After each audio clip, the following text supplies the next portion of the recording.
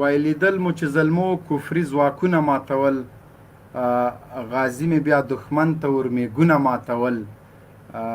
زمونږ یو مقصد دی چې قانون د قرآن راشي، نه دا چې څوک ازار کو د چا زړونه ماتول.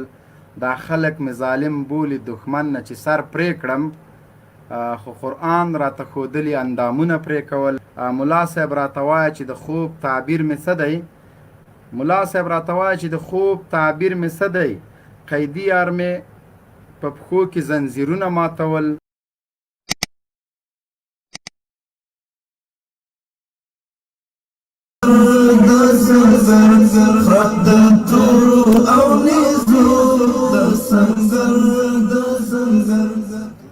نحمده ونصلي على رسول الكريم، اما بعد، فاعوذ بالله من الشيطان الرجيم، بسم الله الرحمن الرحيم.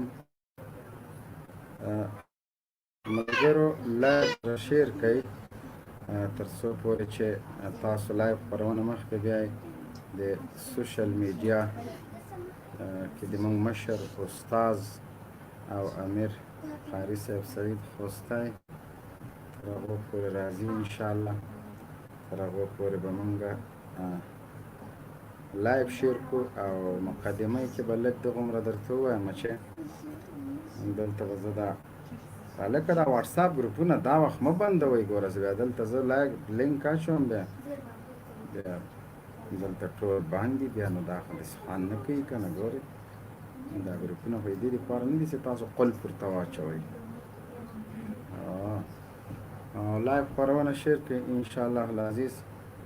نن د کابل د ګوډاګۍ مزدورې بېواکه او بلواکه ادارې د شګو په هغو پټمونو باندې خبرې کوو چې دوی د صلح په وړاندې اچوي. نو موږ به دوی ته اجازه هم ورنه کړو، ځکه موږ ورته ویښ یو. موږ لا نه خبره بله خبره ده ملګرو چې د موږ د نن ورځې موضوع همدغه ده. زه تاسو ته لینک اچوم. د موږ د نن ورځې موضوع دا ده چې د کابل ګوډاګۍ اداره، مزدوره بلواکه او بېواکه اداره، شپږ سرې نه بلکې 50 سرې اداره ولې د صلح په وړاندې پټمونه اچوي؟ ولې د هغه تړون ترمنځ ځان خنډ جوړوي چې د امریکایانو اشغالګرو امریکا قواو د طالبانو ترمنځ؟ نو زه غواړم چې په دغه باندې لنډه تبصره درته وکړم. د کابل مزدوره اداره که چېرته صلح راځي، اوربند کېږي، توافق کېږي، امریکایان له افغانستان نه وځي، دوی خپل ژوند، خپله بقا، خپله سیاسي څېره هغه په مرګ کې ویني، هغه په ختمېدو کې ویني. ځکه تاسو ولیدل د طالبانو په راتلو سره ډېر پاټک سالاران ورک شول، په سیاسي لحاظ جنازې ووتلې، ختم شو، ډېر بد تاریخ هغوی پرېښوده. لیکن هماغه چې پرون په طالب نیوکې کولې، اوس هم کوي چې طالب دا وکړو، طالب هغه نه. ته د طالب له راتګ نه یو 15 ورځې مخکې پس منظر وګوره چې کابل چا په کنډواله بدل کړ. د افغانستان 6,000 چاینه ټانګونه چا کباړ کړه؟ د افغانستان 400 باله تیارې چا خرڅې کړې؟ چا کباړ کړه؟ کابل چا په کنډواله بدل کړ؟ ته چې طالبانو د معمارۍ غوښتنه کوي او طالب دا نه ده جوړ کړی، طالب دا نه دی، طالب وخت کې طالب ته تا څه شی پرېښي وو؟ طالب خو یې لا د کابل هغه لوټې چې تا ورانې کړې وې هغه یې درته ټول کړه. طالب کوم ټانګ نه چې کوم پوچک د څوک په طالب باندې ثابت کړي چې د طالبانو لخوا په چا خرڅ شوي وي. بالکل صحیح ده.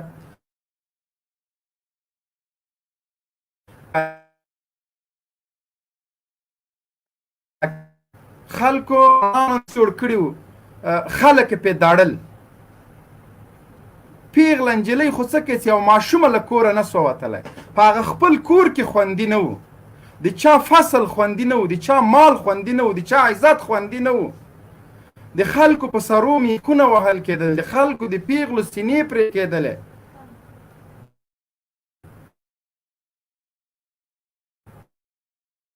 افغانستان د په 500 ټوټو ویشل سوی، هر قمندان ځان ته یو بادشاه و، هر چا سره چې ټوپک و هغه حاکم و.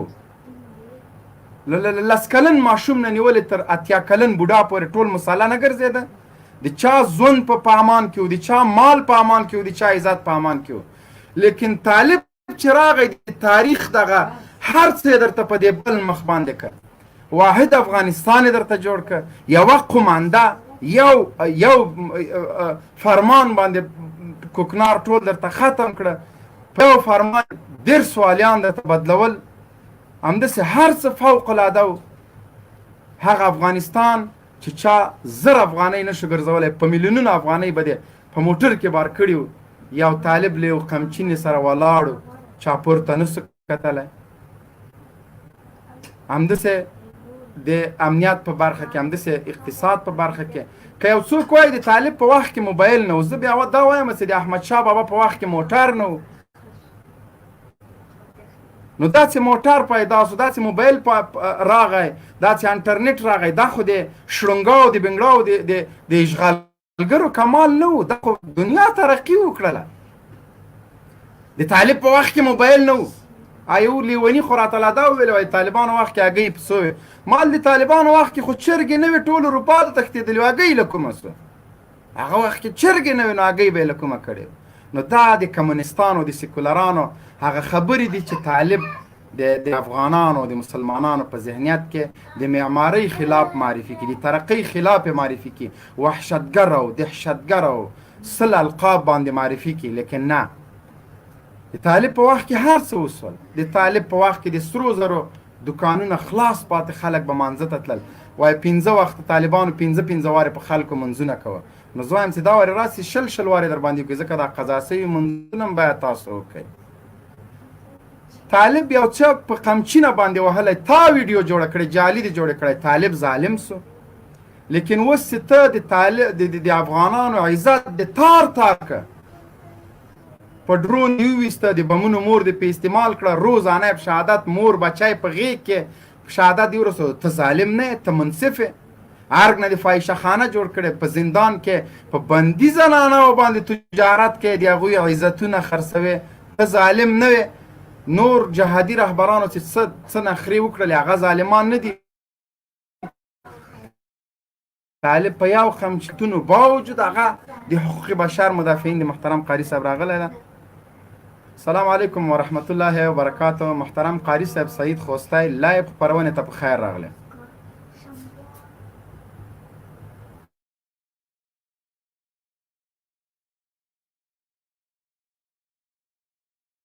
محترم قاری صاحب سعید خوستی مایک مو بند ده، لایو خپرونې ته په خیر راغلی.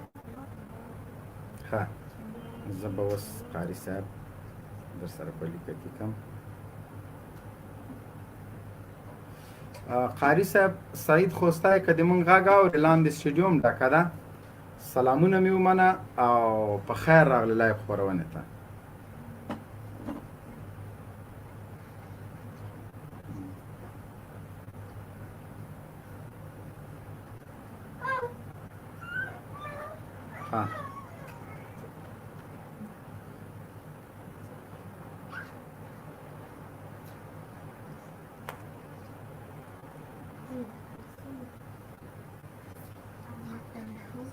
د موږ همکار محترم که قاری صاحب راغی، دوباره یې بیرته جیب کړم.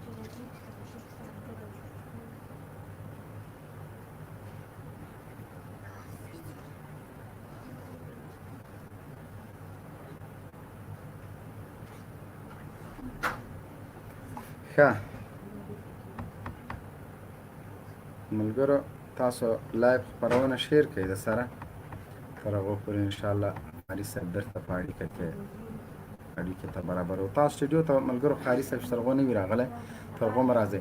نو طالب کوم کیلومتر سړک جوړ کړی، ړوند دی، لیونی ده. د جلال آباد او د مایپر سړک دا چا شروع کړی؟ او طالب پاین قرارداد چا کړی ده؟ دا بانک نوټونه چې دا اوس ته چلوي، دا چا جوړ کړي دي؟ دې نقشه چا ورکړې وه؟ د عینکو د مس قرارداد چې په همغه ورځو کې روانو، دا چا وکړ؟ ټولې نړۍ بندیزونه په طالبانو باندې و. برعکس د ټولې نړۍ مرستې د کابل له مزدور ادارې سره دي. تا چی شي کړي دي؟ کوم سړک دې جوړ کړی؟ هغه سرک د کابل او قندهار لکه د بادرنګ جوړي سرک به دغسې وي هغه سرک د کال ته موږ تورایانو کرو کدو پکې وکړو سرک دغسې څوک جوړوي هغه خو لکه جویا سوي دي په هغه سرک کې زه بادرنګ وکړم که زه پټریلې ویسم همداسې دا نور پروژې د هذا القیاس په هر شي کې د غلا وکړه. السلام علیکم ورحمت الله وبرکاتو. محترم قاری صاحب سعید خوستی لایو خپرونې ته بخیر راغلی. وعلیکم السلام ورحمت الله. مبین صاحب تاسو ته ټولو لیدونکو اوریدونکو ته سلامونه احترامات وړاندې کوم. الله مو موفق ولره. مبین صاحب لومړی پوښتنه خو دا چې دا ملګرو ته وویل چې دا لایف شیر کړئ، د لایف شیر کې کومک وکوئ او لایف ګروپانو کې شیر کړئ تر څو لیدونکي زیات شي. او دویمه خبره دا مبین صاحب تاسو خپلو خبرو ته لږ دوام وکړئ او 3 منټه 4 منټه بعد زه راځم. صحیح شو. مایک بند قاری صاحب. نو دلته دا نور ملګري دوی تم وخت ورکوو سوله سوله سوله سوله سوله سوله دې غوښتله اوربان دې غوښته دا دې غوښته ښه اوس له امریکانو سره تړون شو امریکان به له افغانستان نه وځي اوس همدغه سکشویان همدغه د ارک تالیز سټي همدغه فل برایټان همدغه له غرب اروپا نه راغلي وحشیان دیموکراتان د چا په خبره تعلیم یافتګان افغانستان خو دغه ډاکټرانو موږ ته وران که ډاکټر نجیب خاین ډاکټر کرزی د خاین ډاکټر غنی د خاین ډاکټر عبدالله د خاین د دوی د خیانتونو پړم اوس په طالب وراچوي. هله چې طالب تعلیم نه لري هله طالب په انګلیش خو د ترقۍ سبب نه شي ګرځېدلی. ته ورسه ترکانو نه پوښتنه وکړه د هغوی انګلیسي زده ده، ورسه ایرانیانو نه پوښتنه وکړه د هغوی انګلیسي زده ده، ورسه چینایانو نه پوښتنه وکړه د هغوی انګلیسي زده ده، ورسه روسانو نه چې ایټم بم لري د امریکا په مقابل کې نن بیا درېدلی ته هغوی نه پوښتنه وکړه هغوی په انګلیسي خبرې کوي. نو ته خو نه دیني تعلیم لري نه په انګریزي پوهېږې هغه د پارلمان د وکیل انګریزي وه هغه نه خو زه ښه انګریزي وایم واټ از ډز رنګم رقصه هر پړه په طالب وراچې سول او طالب اوربان نه کې چې کله اوربان وکړه امریکانو سره وکړه امریکان به له افغانستان نه وځي دلته بیا وایي چې هله افغان وژنه ده د څه شي افغان وژنه هغه څوک ته افغان بولې چې د ما کور ته د ما انګړ ته شین سترګې امریکان راوستل او ده یې ګزمه کوله ده یې فیره کوله ته هغه ته افغان وایې هغه چا ته افغان وایې چې تر اوسه پورې وحشتونو داستانونه یې پراته دي. راته وښیه کوم امریکایي عسکر کوم امریکایي جنرال چې 12,000 افغانان یې په یوه ورځ شهادت رسولي. نن خو تاسو هغه د مارشالۍ رتبې ورکوئ. هغه خاین نه ده هغه قاتل نه ده د هغه لپاره حقوق بشر نشته د هغه لپاره هومن رایټس نشته د هغه لپاره نړیوال موسسات ټول خاموشه دي. یوه نرښځۍ چې نه نر ده نه ښځه ده نه هی ده نه ها ده د امریکانو له اشغال نه تر اوسه د حقوق بشر د کمیسیون مشره ده اوس هم په بستر کې ورسره سپي پراته وي.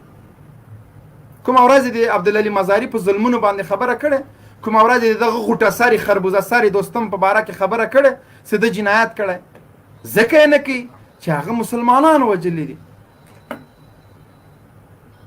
هغه خلک وژلي دي چې د افغانستان د وحدت او د دې ملت ته د ترقۍ زمینه سازي یې کول په کوم جرم باندې ملا فاضل امریکانو ته وسپارل شو په کوم جرم باندې په دشت لیلي کې په ګډه دغه وحشي ځناورو افغانان شهادت ورسول اخو اسیرانو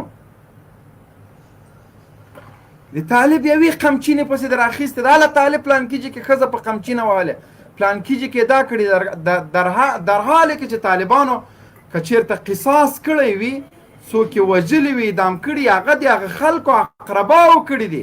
فرض که خدای مکه د ما ورور چا وژلی ده طالب قاتل راته نیولی په چمن کې کېنولی ده دغه د قاتل ده عذر یې راته کړی چې ویې بکه خون بها واخله لیکن ما ورته ویلي چې نه زه قصاص بس الله دې خیر درکړي سړی راته سرونټی بونټی یې کېنولی خوښه مې چې په چاړې حلالوم په ډزو یې ولم دا هم په طالب پسې تړي وایي طالب وحشت که حدود الله ته وحشت وایي د قرآن امر ته د الله امر ته دوی بغاوت دوی ته وحشت دلته ظلم وایي. ته څه فکر کوې یو چا چې لاس پرې کېږي یو څوک چې قصاص کېږي یو څوک چې اعدامېږي د الله حکم ده د الله امر ده هغه ته ظلم وایي او بیا هم ځان ته وایي مسلمانان دي دغه دیموکراتان د سر په دې باندې چې حدود الله په کوم کتاب کې په کوم دین باندې دا مسلمان پاتې شو چې د الله تعالی امر ته د هغه حدودو ته ظلم وایي؟ العیاذ بالله. وایي زه مسلمان یم. ورشه دغه اساسي قانون دې دا جوړ کړی ده. داسې چا جوړ کړی چې تاسو اسلامي قانون بولئ؟ په همدې قانون کې حدود الله ته ظلم نه وایي؟ همدغه په پارلمان کې ناست د خنزیران یو څو کسان دا وزیران چې له یو ولایته بل ته بدل کړ، له بل نه بل به د 1500 خاینان امریکانو ځان سره B52 کې راوستل. تر ننه پورې چې کومې طالبانو مردار که هغه خو لاړه، هغه چې کوم پاتې دي هغوی تر اوسه هماغه حاکمان دي. ګل آغا شیرزی د کله د قندار والی، کله د جلال آباد، کله د کونړ، کله وزیر، کله و د خدای لپاره قاطع رجال ده. د خوست د اوسنی والی حلیم انتحاري، کله د وردګو والی، کله د لوګري، کله د خوست. یو خوانه بل څوک نشته په افغانستان کې. په دې دیموکراسۍ کې بل څوک تاسو سره حق نه لري. ولې دوی یو بل سره بلیکمیل دي، یو د بل رازونه دي ورسره، یو بل ته شرمنده دي. که ګل آغا شیرزی لري کوي دستي لکه هغه بل چې ویلې ارګ کې فاحشه خانه ده. د معارف وزیر فاروق مرداګ لري که تاسو خبرې وانه اورېدې، وایي دا څو ډزه مې وسو کړه نورې مرمۍ ساتم. هغه ساتلې مرمۍ په کار راغی، هغه د اوس ترکیې کې سفیر مقرر کړی. اشد مشاور وزیر د پارلمانو په دغه مردار خورۍ کې دوی ټول ګیر دي. دا ټول په فحشا او په زنا کې یو په بل شهیدان دي. دوی نشي کولی چې یو والي لري کې برطرفه کې، یو ولسوال لري کې، ځکه د غلا سلسله زنځیري ده تړلې دي، په مرګ به یې سره لرې کوي. اوس غني عبدالله څنګه لرې کوي چې یو بل ته ښه سره معلوم دي، یو بل ته ښه ذلیله غلامان دي، مجبور یو د بل خبرې به مني. نو د هر شي پړه په طالب مه وراچوئ. طالب واحد دغه معضلې د حل لپاره د افغانستان د ازادۍ لپاره یو بهترینه وسیله ده.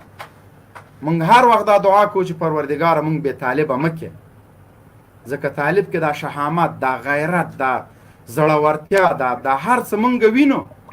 دا 20 کاله طالب نه په چا خرڅ شو، نه طالب چا واخیسته، نه طالب د چا جاسوس سو، نه طالب د چا غلام سو، نه طالب نافرمانه سو. هماغه د 2001 طالب او د 1996 طالب تر اوسه هماغه طالب ده. خپل د امر ته وفادار طالب ده. خپل د مظلوم ملت غچ اخیستونکی طالب ده. د خپل د وجود په غوښو باندې هر څه درته وګټل. مونږ دا پکې وینو چې نه راغونډې تی پاتې نه کوو. قاري صاحب مهرباني وکړه، مایک مو خلاص ده. السلام علیکم ورحمت الله. جنرال صاحب ته، صحاب لیوال صاحب را سره د ټولو ملګرو ته، لیدونکو اورېدونکو ته احترامات ورکوم. لاندې ټایټل باندې هم چې کوم موضوع روانه ده، د کابل اداره د سولې په وړاندې د شګو بندونه نه اچوي. نو خوندوره موضوع مو ټاکلې ده، په همدې موضوع به بحث کوو. او څنګه چې تاسې په مقدمه کې هم وویل، د افغانستان د ستونزې یوازینی حل دا ده چې دا د اروپا او د امریکا څخه راغلي پروژیان غوړو قراردادونو پروژو ته پراته دغه مېلمانه د قدرت له څوکۍ څخه راوغورځول شي. دوی د دې وړتیا نه لري چې په دې ملت، په دې نجیب ملت، په دې باشهامت او باغیرته ملت باندې واکمني وکوي، او نه دا وړتیا په دوی کې شته. د سولې په وړاندې دوی په مسلسل ډول، په مکرر ډول لګیا دي، خنډونه جوړوي، دسیسې جوړوي. د تړون د لاسلیک نه وروسته لومړنی غبرګون د دوی دا و چې بندیان د موږ دپاره سرې کرښې دي، موږ بندیان نه خوشي کوو. د بندیانو په اړه د موږ سره موافقه نه ده شوې، دا موافقه د امریکایانو سره شوې ده. تاسې بندیان د امریکایانو نه وغواړئ، امریکایان دې تاسې ته بندیان خلاص کړي. دا د کابل ادارې مشرانو او د دوی مطبوعاتي خیاطانو، د دوی رسنیو په مکرر ډول همدا خبره کوله. موږ به چې چېرته په لایف کې وو یا په کومه رسنۍ کې کومه خبره کېده، نو همدا یوه خبره وه چې تاسې بندیان ولې د افغانستان د حکومت نه غواړئ؟ تړون د امریکایانو سره کړی د بندیان د افغانستان د حکومت نه غواړئ. موږ همدا خبره دوی ته هغه وخت هم کوله چې موږ بندیان د تاسې نه غواړو، بندیان به تاسې خوشي کوئ، خو د تاسې نه موږ نه غواړو. تاسې د بندیانو د پیردارانو په صفت موږ پیژنو، بندیانو ته د ډوډۍ ورکوونکو په صفت موږ پیژنو. تاسې نه بندیان نیولي دي او نه د خلاصولو واک لرئ. نو څه وخته پورې خو دوی په دې تبلیغاتو لګیا وو. بیا دوی دا خبرې کولې چې بندیانو په منځ کې پاکستانیان دي. د پاکستان د ایسای او د پوځ جنرالان د بندیانو په منځ کې دي. طالبان د پاکستان د پوځ د جنرالانو په خلاصون ټینګار کوي. دلته دغه خلک چې دي، ما بله ورځ لایف کې مو ویل چې د دې دغه دولتي مطبوعات رسنۍ یا په عموم کې د خیاطان دوی کوشش کوي چې د اصلي سوال نه د خلکو ذهن بلې خواته واړوي. اوس اصلي سوال دا ده چې کله چې تا سره په جیل کې د پاکستان د ایسای او د فوز جنرالان بندیان دي، نو اساسي سوال دا ده چې دا خلک ولې تا بندیان کړي دي، ولې تر اوسه پورې بندیان دي، ولې د خلکو ته سزا نه ورکوي، ولې د پاکستان سره ته دغسې غلی چې د دوی د فوز جنرالان د ایسای جنرالان تا په جنګ کې نیولي دي، ستا خاورې ته درغلي وو او لا یم ته په زندان کې ساتي، په جنګ کې دې نیولي دي، لا یم ته په زندان کې ساتي. هغې ملک ته شکایت نشي کولی، دا بندیان رایستلی نشي چې اعدام یې کړي، په دارې وځړوي. ملګرو ملتونو کې شکایت نشي کولی، امنیت شورا ته دا خلک نشي وړاندې کولی، دا نشي کولی. یوازې دې ته مېړه نه یې چې طالب بندیان خلاصوي، ته ورته وایي چې په دې کې د پاکستان د پوځ جنرالان دي. دا دوه خبرې. دریمه خبره دا چې نن د غني خبرې به تاسې اورېدلې وي. غني نن په خپلو څرګندونو کې وویل چې طالبان باید د موږ بندیان خوشي کړي، د امنیتي ځواکونو بندیانو خلاصول دا د موږ لپاره شرط ده. اوس سړي ته خندا ورشي، دا سړی لیونی خو وي، خو دا سړی خو بیخي حافظه نه لري. اول خو تاسې ویل دا د امنیت شورا هغه چې دا د امنیت شورا رئیس چې دا حمدالله محب دې ویل چې د موږ بندیان اصلا د طالبانو سره نشته، دا عام خلک نیولي دي. هغه مرکه اوس هم شته چې په تلویزیون نسته دی وایي چې د موږ بندیان بیخي د طالبانو سره شته نه، هغه عام خلک دي چې دوی نیولي دي. اوس په ډېره سپین سترګۍ بیا دوی راپورته کېږي وایي چې د موږ بندیان باید تاسې راخوشي کوي. نو اول خو د بندیانو نه موږ انکار نه ده کړی چې تاسې بندیان خو موږ خوشي کوو، موږ کله ویلی دي چې تا بندیان موږ نه خوشي کوو، خو موږ خو هغه په مسلسل ډول لګیا یو. او تا دپاره خو سره کرخه بندیان وم نه، بندیان خو تا بیخي منل نه، تا خو ویل چې د ما بندیان بیخي تا سره شته نه. اوس د بندیان هم ومنل، اوس بیا دا خبره کوي چې بندیان به ما ته راخوشي کوي. بندیان در خوشي کوو؟ یعنې دا خلک د ولس په سترګو کې خاورې شیندي او د سولې دپاره د شګو بندونه اچوي. کله وایي چې بندیان نه خوشي کوم، کله وایي چې هیئت ټاکم، دا هیئت به په دې ډول وي، په دې ډول وي، په دې ډول وي، کله یو څه وایي کله بل څه وایي. اوس آخري خبره دا ده چې 600 کسان دي، دا یو د کابل یوه ادارې یو هغه یې وایي چې دا د جنایتکاران دي، جنایي جرمونه یې کړي دي. د خارجه وزارت حنیف اتمر هغه د KGB د MI6 جاسوس چې دا د افغانستان خرڅونکی او د امریکایانو سره د افغانستان د قوالې لاسلیک کوونکی، هغې بیا پرون وویل چې دغه طالبان چې دي دا 600 کسان نړیواله ټولنه د موږ نه غواړي چې دا بندیان تاسې مه خوشي کوئ، نړیواله ټولنه رانه غواړي. ګورئ دا د خپله خبره څومره د ده په پست فطرتۍ او د ده په ذلت او د ده په رسوایۍ دلیل ده چې نړیواله ټولنه غواړي چې دا 600 کسان مه خوشي کوي. خاوره ستا ده، دولت ستا ده، نظام ستا ده، د نړۍ د په هیوادونو په منځ کې ځان یو مستقل هیواد بولي او د سولې قضیه چې تا ته مهمه ده، د سولې قضیې په مقابل کې د بیا 600 بندیان د دې وجې نه خوشي کوي چې نړیوال غواړي چې نه کوم خوشي. اول خو دا خبره وګوره، بیا دا دروغ دی، حقیقت نه ده، دروغ وایي. نو د سولې په وړاندې دا خلک بندونه اچوي. او بله مهمه د نن ورځې یو عجیبه پرمختګ دا ده چې د ننګرهار ولایت د یوې ولسوالۍ نه امریکایي ځواکونه بېګا د شپې وتلي دي. نو نادره دا ده چې د کومې ولسوالۍ نه چې امریکایانو بیس وتلی، دا د امریکایانو بیس و، هلته د امریکایي ځواکونو هلته بیس و. هغه بیس یې همداسې پرې ایښی ده، خوشه کړی ده، دغسې خوشي کړی ده. د هسکې مینې ولسوالۍ مربوط د خرکنۍ د خرلڅۍ سیمې نه، د خرلڅۍ سیمې نه د امریکایي ځواکونو بیس چې کوم و هغه وتلی ده. او دا ولسوالۍ کې دا بیس همداسې پرې ایښه ده، نه یې ولسوال خبر کړی دی، نه محلي پولیس، نه اردو، هېڅوک هم نه دي خبر کړي. سهار چې ماشومان سهار شوی د ماشومان بیس ته ور واوښتل، هېڅوک هم نشته، نه امریکایان شته، نه ناټو والا شته، هېڅوک هم نشته.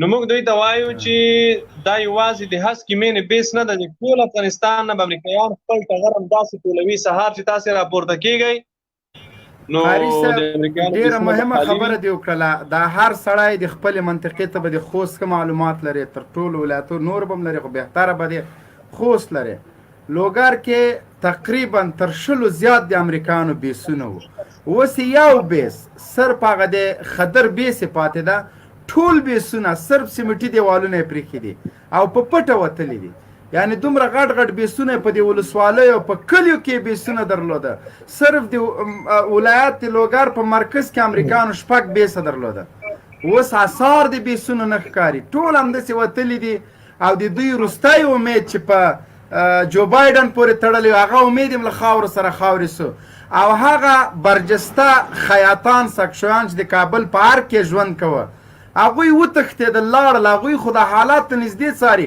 اوس د حکومت په خلاف پوسټونه کوي ما دا دومره بېوفا خلک قاري صاحب ته ماته یو طالب راوښیه دغه د دوی دا سکشویان یو طالب د ماته څوک راوښیي چې هغه د طالب دفاع کول او نن د طالب په مخالفت کې د قرار لري په همدې میډیا کې راته وښیي د دوی خلک نن به د غني ته به القاب ورکوي د بابا او د چیشه سبا چې وګورې لاړ شي امریکا ته وتښتي بیا به په همدغه غني پسې پوسټ کوي نن مې د یو سکشوی د یو خیاط چې ډېر ځان ته بهادر ویل او د سکشویانو ډېر افتخار پې کوه هغه امریکا ته تښتېدلی او سکشویان وایي د تعلیم دپاره تللی دا یې به هلته د ډرون چل زده کوي دا یې به نور هم چاپلوسي څه شي زده کوي خو لاړه ځان یې امریکا ته ورسېد د همدغه د امریکا د ویزې دپاره دا دومره ضلالت په مخ کې اخیستی و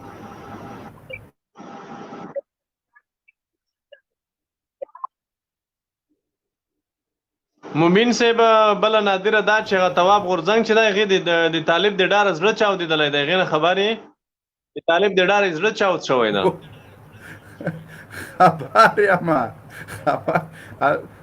دوی په دغه خپلو جرمونو باندې قاري صاحب نور هېڅ هم نه ده دغه مظلوم هېوادوال دوی ضروري اوس په دې ګریوان کې ګوري چې ښه هغه خلک چې ما به هره شپه د تروریست په نامه باندې نیوه وژل مې خرڅول مې زندان ته مې وړه نن هغوی امریکا ماته کړله دا څومره عجیبه ده د مبین صاحب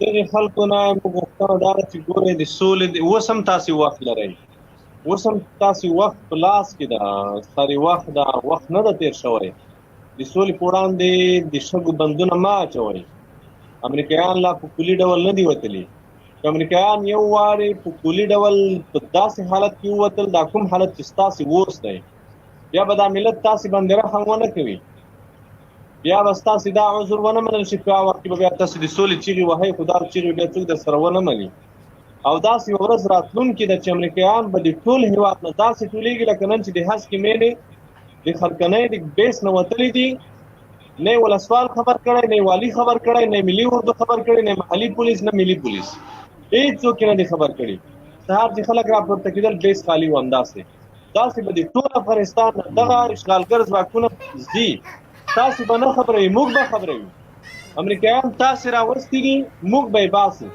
تاسې په خوښه راغلي وو زموږ په خوښه به وځي تاسې په خوښه به نه وځي امریکایان چې دا د بیسونو نه وځي دا د موږ په خوښه وځي د هر ځای نه چې دوی وځي د بیس معلومات د موږ سره شریکوي د هغې سیمې چې دې سیمې نه موږ ووتو خبرې ډېرې دي خان اجمل ورور او شهاب لیوال صاحب تاسې د څه ویل غواړئ مایک خلاص کړئ نو وروسته به د خان اجمل نه شهاب لیوال نه مخکې ملګرو یو هیله مو درنه دا ده چې د لایف ته د زړونو هغه لایک ورکوئ لایف د ریپورټ لاندې ده د بیان د ازادۍ دعویدارانو د موږ خولې نه شئ بندولی ګوره په دې یو کال کې به دا تر 500 زیاتې ایډیانو پیجونه تاسو زموږ بند کړي تنها زما او د قاري صاحب خو ګورئ هغه د مونږ مبارزه مو ټکنۍ کړې لا نه ده ختمول خو ډېره لرې خبره ده هغه د مونږ کسان هغه 3000 او 4000 5000 لیدونکي هغه مو لا نه دي کم کړي نو ولې کوشش کوئ پرېږدئ مونږ د حقایقو ته په خدای یوه ورځ به همدغه د مونږ په خبرو تاسو افتخار کوئ که مو ونه کړه تاریخ ته به د تاسو دا ویډیوګانې پاتې او د مونږ به هم پاتې د شرم احساس به بیا کوئ راځئ د دغه خلکو له دې القابو تېر سئ دا د دروغو پړانګان پرېږدئ دا باباګان هم خرڅېږي شل وارې خرڅوي دا باباګان هم سل وارې سرې کرښې زیړې کړي دي دا نن چې تاسو تو لعنت پې باندې وایئ چې د افغانانو قاتل ته د مارشالۍ میډال ورکړه داسې نور ډېرې اوتې به تاسو کتلی وای که دا طالب جان نه وای. قسم مې دې په خدای چې طالب د امریکا مقابلې ته نه وای راوتلی، نن به د افغانیت په نوم باندې ته شرمېدلې، ځان ته به د افغان نه سو ویلی. دا طالب ده چې نن ته ځان ته افغان وایې. امریکایان په ډېرو بدو ارادو افغانستان ته راغلي وو. دا طالب و چې د 18 کاله په مقابل کې ودرېده، خپل د غوښو په هډوکو باندې د امریکایانو مقابله وکړه، لیکن دې ته یې پرې نه ښوده چې په تا باندې څوک تاریخ جوړ کړي، تا په بد نوم څوک یاد کړي. ځینې خرڅ شوي افغانان هغه د موږ نمایندګي نشي کولی. نو له دې نه چې سبا پې شرمېږي، موږ درته پیشبیني کوو چې دا د غاړې توق دی، په غاړه کې دا کوم چې څه تاویلې دي. د شاه شجاع تاریخ وګورئ، د کارمل تاریخ وګورئ، د نجیب تاریخ وګورئ، همداسې نور د انګریزانو او د هغوی د اسلافو غلامان تاسو وګورئ، حتی قبرونه یې نه دي معلوم. نوم یې په تاریخ لیکونکي دا قلمونه دا ډېر ظالمان دي. دا د چا په حق کې غلطه فیصله بیا نسي کولی چې یو غل د اتلو لیکي او یو اتل د غلو لیکي. نه، دا کلم نه دي شوي. د دنیا څومره اتلان چې دي دا رښتینې اتلان تاریخ لیکونکو لیکلي دي. دغه تاریخ ځان ته مه جوړوئ چې سبا بچي د تاسو په کارګردګیو باندې شرم وکړي. سبا چې د تا ویډیو ګوري چې یو ورځ ورته بابا وایي، بله ورځ ورته وایي چې په عکس د حیا د امتیاز کوم. نو ښه دا خبره ده چې پرېږدئ چې تر څو موږ د دوی په مقابل کې ودرېږو. دغه د میډیا سانسور ختم کړئ. افغانان یې که دغومره غیرت نه لرئ چې د امریکایانو د هغوی د جاسوسانو په مقابل کې ودرېږئ، دغه بې غیرتي خو مه کوئ چې د موږ مخه نیسئ. د الله روی کوي، په خدای شرم درته پاتې کېږي، بې غیرتي درته پاتې کېږي، عار درته پاتې کېږي. لاس واخلئ له دغه کارونه. او موږ داسې اراده کړې ده چې حتی تر مرګه پورې نه پرېږدو دا میدان تاسو ته. موږ هم په مقابل کې ولاړ یو. لیوال صاحب مهرباني وکړه.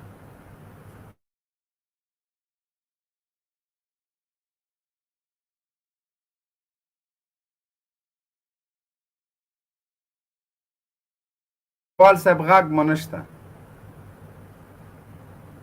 لیوال صاحب دغه بل ورور خان افغان. السلام علیکم ورحمت الله وبرکاته. ستر جنرال مبین صاحب تاسو ته او ډیر محترم قاری صاحب ته جمال مهرباني وکړه. السلام علیکم. आवाज درځي کوم جنرال صاحب؟ هو आवाज راځي. وعلیکم السلام مهرباني. جنرال صاحب والا ما خو ډیر وخت نه کوشش کوم تاسو سره په خبرې وکم. په خدای خپل پلار نه راته ډیر ګران یاستئ تاسو. قاری صاحب خپل ډیر ګران. الله مو عزت قدردان شي. مهرباني وکړئ. نن مو موضوع ده د کابل ادارې د سولې په وړاندې د شګو بندونه جوړوي. شګو بند خو پوهېږي چې معمولي لږ زره اوبه پې باندې داسې ورتېري کړي. او جنرال صاحب د هغې موضوع باندې خبرې نسم کولی، نه ډېرې خبرې راځي. صرف دغومره وایم چې هغه پښتو کې یو متل دی، یو چاقو دپاره یو ټرک هندواڼو دپاره یو چاقو کافي ده. دا خیاطان، دا سکشویان، دا سپي به غاپي. تاسو خپل لایف ته دغسې دوام ورکئ او چې هر سړی تاسې پسې خبرې کوي او زه ګیر کړم او ما سره یې زه پېژنم بیا یې خیر نشته دی. دا ورته زه تاسو د دې لایف د مخې نه اختار ورکوم او موږ د ګمنامه صفایه عسکري او موږ درته هر وخت دعا کوو الله پاک دې تاسې ته ډېر همت درکړي او الله پاک دې په افغانستان کې شریعت محمدي نافذ کړي. او بس جنرال صاحب موږ درته ډېرې دعاګانې کوو هر وخت. قربان الله مو عزت وکړه. دا د ګمنام سرباز یا ګمنام مبارز دی ویل، یقیني چې هغه ګمنام مبارزین چې تر اوسه چاته معلوم هم نه دي، دومره نه ستړي کېدونکي هڅې یې کړي چې هغه دې ستایلو دي. الله دې ستاسو عزت وکړي، ستاسو مینه، ستاسو محبت. امین امین. جنرال صاحب قربان ډېر زیات خوشحاله شوم تاسو سره مې خبرې وکړې او ډېر زیات متاثره یم د قاري صاحب نه. او دا څومره سکشویان چې دي الله دې دا غرق او تباه کړي. دا بس آخرت یې تېر کړی دی او دنیا یې مخې ته کړې ده. او بل دا شهاب لیوال صاحب ډېر محترم دي. د قرباني ما تاسو لیدلې ده، د ده په اړه تاسو خبرې کړي دي او ډېر زیات ورنه متاثره یم. بس وخت نور نه خرابوم. جنرال صاحب الله پاک تاسو الله مو عزت وکړه، قدردان شئ. امین. الله مو عزت وکړه. موږ د افغانستان اسلامي امارت همداسې نښتر ځوانۍ په زرګونو قرباني ورکړې ده او انشاءالله نه دا چې په سنګر کې لګیایي، په سوشل میډیا کې هم له موږ سره یوه مرسته همکاري کوي، خپل غږ جګوي. الحمدلله. نو انشاءالله چې د تاسو همکاري موږ سره وي، هېڅ کله موږ نه وروسته کېږو د دې ملت. شهاب لیوال صاحب مایک د خلاص که مخکې مې غږونه در باندې وکړه صاحبه، ته هلته په ټوپکو موپکو مصروف یې ډزونه کې دلته به مونږ خراب کې شهاب لیوال صاحب شهاب لیوال اتل پښتون سلام علیکم شهاب لیوال انټرنیټ کې بستونځه وي شهاب لیوال صاحب قطه که بیرته راپورته که اتل پښتون السلام علیکم کاری صاحب تا مبین صاحب تا او ټول لایف کتونکو ته وعلیکم السلام مهرباني وکړه ورور مبین صاحب د کاری صاحب نه یو دوه پوښتنې لرم چې هیله ده چې تاسو جواب راکړئ د نن سبا مهرباني وخت وکړه سټوډیو همکار نه مې صرف دغه هیله د کوم ملګری چې خبرې کوي هلته تیار په ماشه کې اوسېږه که کنځلې هم کې څوک موږ چندان پروا ولاکه کوو خو بیا هم کاری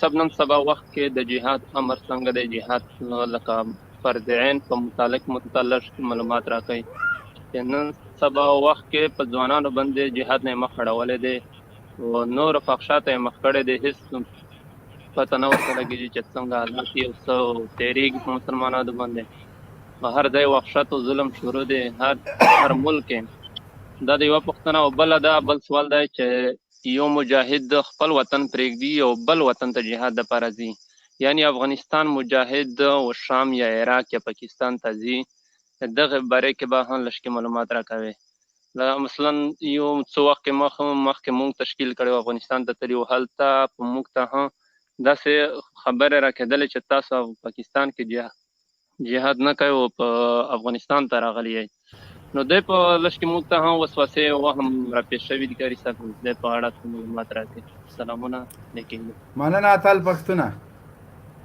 ښه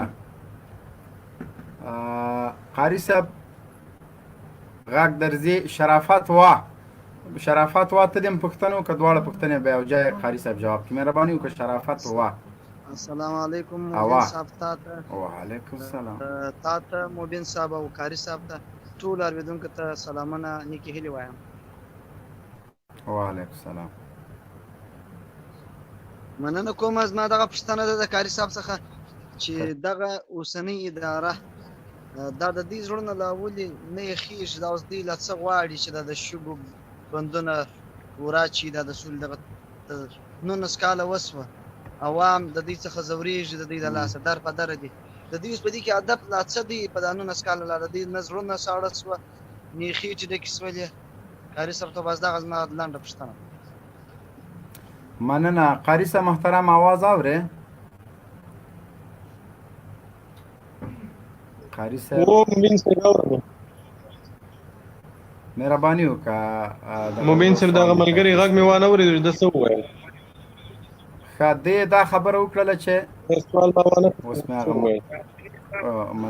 ملګری مې ختم که هغه وویل چې شرعي مسله د جهاد پوښتنه وکړه جهاد فرض عین ده او یو چا چې په خپل ملک جهاد فرض او هغه بل ملک ته ځي دا څه حکم لري او ځوانانو ولې له جهاد نه مخ اړولی ده خیر بیا راواخلو اکرام الله صافی صاحب تاسې ما اخلاص کوي مهرباني وکړئ اکرام الله صافی صاحب خوستی مبین صاحب وعلیکم السلام تاسو څنګه یې خیر دي الحمدلله مهرباني وکړه وروره موضوع باندې خبره وکړه او جی مه وایه که نه جي چې شته وایه والله مبین صاحب ډېر خوښ یې ښه الله مو باد ساته الله ژوند درکړي تا سره څه الله مو عزت وکړه قدردان شئ دعاګانو کې مه هېروئ انشاءالله خیر اوسئ دغه بل ورور مهرباني وکړه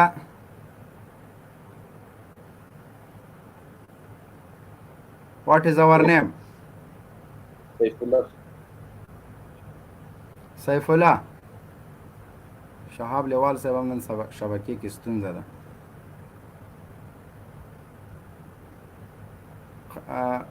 قاری صاحب بس دا خو راغی فکري مبارز سلام علیکم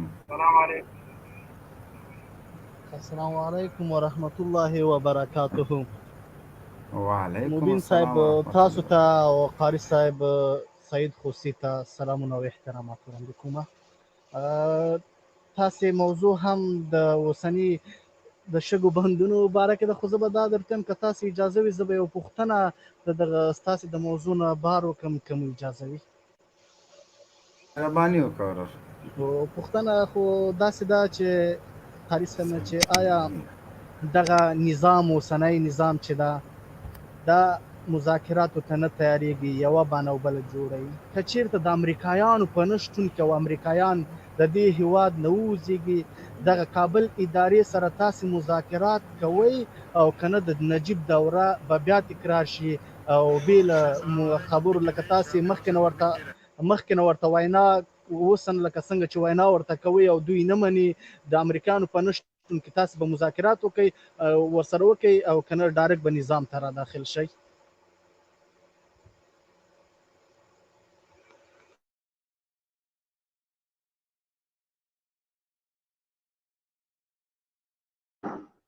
مبین صاحب نن ورځ د ملګرو غږ داسې تنبلی کیږي، دا ولې؟ قاري صاحب ملګرو غږ خو موږ ته صحیح راغی او دلته زه موبایل کې مصروف وم په سوال باندې پوه نه شوم که دلته فکري مبارزه وروره تا فکري مبارزه وروره پوښتنه فکر کوم دا وه چې د امریکایانو د وتلو نه وروسته خو به د نجیب د دولت په څېر د نجیب د ادارې په څېر خو به حالت نه رامنځته کېږي، همداسې ده که نه؟ او بالکل او قاري صاحب پوښتنه مې همداسې ده چې یعنې تاسې به وروسته د دې نه مذاکرات د امریکا په نه شتون کې به مذاکرات ورسره وکئ او که د نجیب دوره به تکرار شي بیا هغه وخت دغه وخت کې فکري مبارزه وروره تا زه په یوه نکته پوهېږم. د نجیب د وخت کې دوه حالته وو، یو د نجیب اداره د منځه تلل وو، یو دولتي بنسټونه او دولتي تأسیسات د منځه تلل وو. د نجیب اداره چې مجاهدینو په هغه وخت کې نه منله، هماغه دریځ نن د موږ هم ده. ځکه افغانانو په تاریخ کې د شاه شجاع دولت هم نه ده منلی، شاه شجاع اداره موږ نه وه منلې ځکه انګریزانو جوړه کړې وه. د کارمل او د ترکي او د امین او د نجیب دوره موږ نه ده منلې، د هغې اداره موږ نه منله ځکه د خارجیانو په لاس جوړه شوې اداره وه. همداسې د کرزي او د اشرف غني دوره اداره موږ نه منو ځکه دا د خارجیانو په لاس جوړه شوې ادارې دي. د مجاهدینو هغه وخت کې هم دا دریځ په حقه و چې د نجیبګاو د ادارې سره خبرې نه کولې او په رسمیت یې نه پېژنده. نن هم د اسلامي امارت د مجاهدینو دا دریځ په حقه ده چې د اشرف غني اداره په رسمیت نه پیژني، د دولت په حیث خبرې نه ورسره کوي، بلکې د یو افغان جهاد په حیث خبرو ته ورسره تیار دي. یو فرق د اوسني او د هغې حالت په منځ کې شته، هغه دا چې په هغه وخت کې د مجاهدینو د خپلمنځي اختلافاتو د وجې نه چې مجاهدینو یو قوت او یو قیادت نه درلود. مجاهدین ونه توانېدل چې د نجیب د ادارې د له منځه تللو وروسته یو قوي اداره جوړه کړي. دولتي تاسیسات ړنګ شول، دولتي بنسټونه ونړول شول، دولتي ادارې چور شوې. دغه حالت به بیا نه رامنځته کېږي. د غني اداره چې د منځه تلونکې ده انشاءالله، د غني اداره به د منځه ځي، ولې دولتي بنسټونه به د منځه نه ځي، دولتي تاسیسات به د منځه نه ځي. دا یو فرق موجود ده په منځ کې. یوه غوښتنه لرم، مهرباني وکړئ، تاسو مایک خلاص. بالکل دوی دا وایي که نه قاري صاحب چې هغه وخت باندې بیا دا رینجر او ټانګونه مانګونه دا کباړ نه کي که نه نیک او بېغمه سئ داسې درته وساتو ګرفتان. هغه وخت کې هم ګورئ مبین صاحب، هغه وخت کې هم چې رینجرې ټانګونه وسلې چا کباړ کړي دي، هغه معلوم خلک دي چې همدا کمونستان وو، همدا کمونستان وو. د مجاهدینو د په منځ کې د پاټکیانو د هغه ملیشو سره لین دین جوړ کړو، دوستمي ملیشې وې، نورې ملیشې وې، هغوی سره لین جوړ کړو، دغه د افغانستان سرمایې خرڅ کړې. برهان الدین رباني اوس هم یوه طیاره، اوس هم هغه دوسیه صاحب د یوه طیاره الوتکه په پاکستان خرڅه کړې ده. ټول افغانانو ته معلومه ده، ټولې دنیا ته معلومه ده. نو هغه حالت به بیا نه رامنځته کېږي، هغه وضعیت به بیا نه رامنځته کېږي ځکه اوس یوه رهبري ده، یوه قمندو ده، یو قیادت ده. شیر محمد امانی، مهرباني. سلام علیکم. په خدای جوړ کړي چې روغ او جوړ او د صحت جامې به مو په تن وي. او خاص سلام ګرانو لیدونکو اورېدونکو ته هم وایم خدای جوړ کړي چې دوی به هم روغ او جوړ وي. زما یو پوښتنه ده ښاغلی قاري صاحب محترمه، پوښتنه مې په دې ډول ده، موږ خو ادم ابینس خلک نه، یو وخت یو په یو بانډار کې ناست وو، نو دغسې یو سیاسي موضوع وه. نو بل ملګري مې راته ویله ول ته چې د بانډار د مابین سړی مال څنګه؟ ول په بانډار په مابینځ کې ناست یو چې د یوې خوا څپه لغت ته وي، بل چې د بلې خوا څپه لغت ته وي. نو هغه خبره اوس دا کارونه خو زموږ د عامو خلکو سره کېږي، عامو یوه خوا په لغت ته وي، عامو بله خوا په لغت ته وي.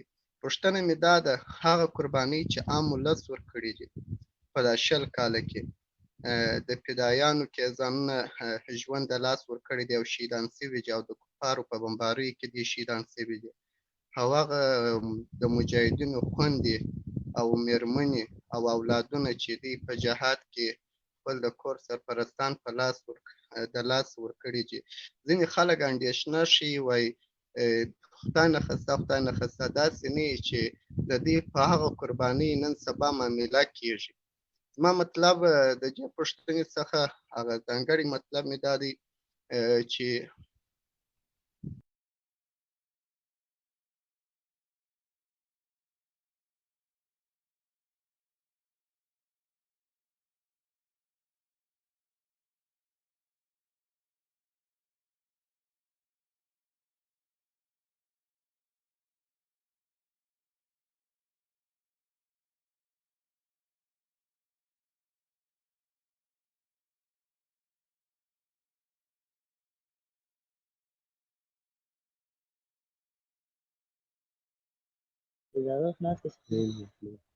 مهرباني وکړه وروره شهاب لیوال صاحب، مهرباني وکړه.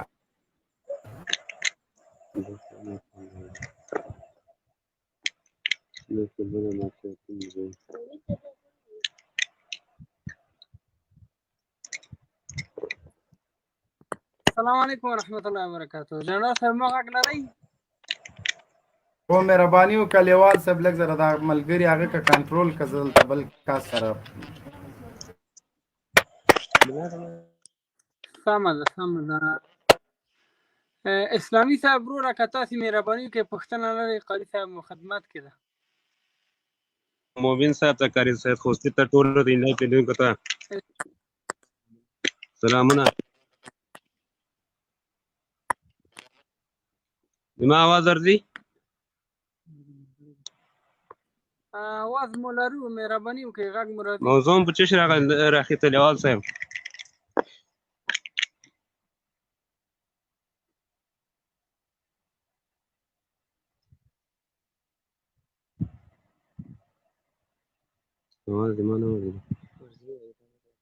شهاب لیوال صاحب مایک هم بند. د کابل ادارې د سولې په وړاندې د شګو بندونه، یعنی د صلح په وړاندې خنډونه او مشکلاتونه جوړوي، که تاسې څه پوښتنه لرئ قاري صاحب خدمت کوي.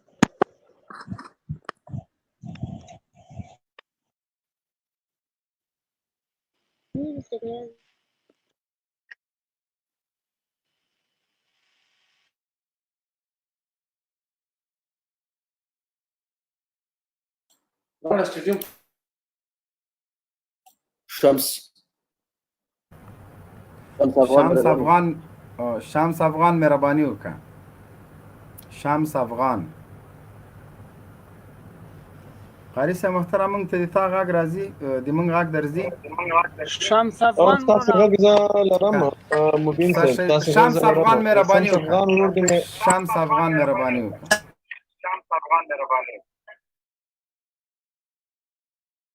ابو خالد سلام علیکم، مهرباني وکړه. وعلیکم السلام. السلام علیکم ورحمت الله وبرکاته. مبین صاحب ما پشتره خو یاد ندارم، حقیقتش ما یکی از این دوستایی که حقیقتا به خاطر الله شما را دوست داریم و کسانی که در سنگر رای حق هستن طرفداری تک تکشان هستیم، دستایشان میبوسیم که 20 سال هست که ما در افغانستان به خاطر حق به خاطر پرچم لا اله الا الله محمد رسول الله شهیدا دادیم، اسیرا دادیم. الحمدلله از او پشیمان هم نیستیم. بازم باشه که انشاءالله حاضر هستیم در راه حق قربانی بدیم، حتی جان خود را فدای دین حق بکنیم. فقط یک سوال داشتم از شما. میدانین ما در افغانستان از قومیت لسانن ازبک هستیم، چون پشتو را یاد نداریم. فارسی جواب بتین. منطقه ما یک منطقه بسیار خرد است، ولی چیز هستن. چند تا از دوستای من اسیر است. خاطر از میخواستیم یک سوالی داشته باشیم از شما که این آزاد شدن اسیر ما چی خواهد شد؟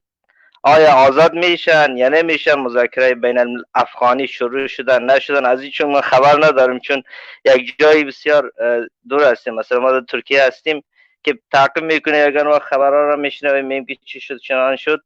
از او خاطر یک سوال کوچیکی داشتم من حیث یک برادر خرد شما، من حیث یک برادر دینی شما، همین قد سوالی داشتم. السلام علیکم. فقط میشنوم از شما. امینجا د استودیو باش قاری صاحب مهرباني وکړه د مونږ ازبک ورور ده، افغان ده.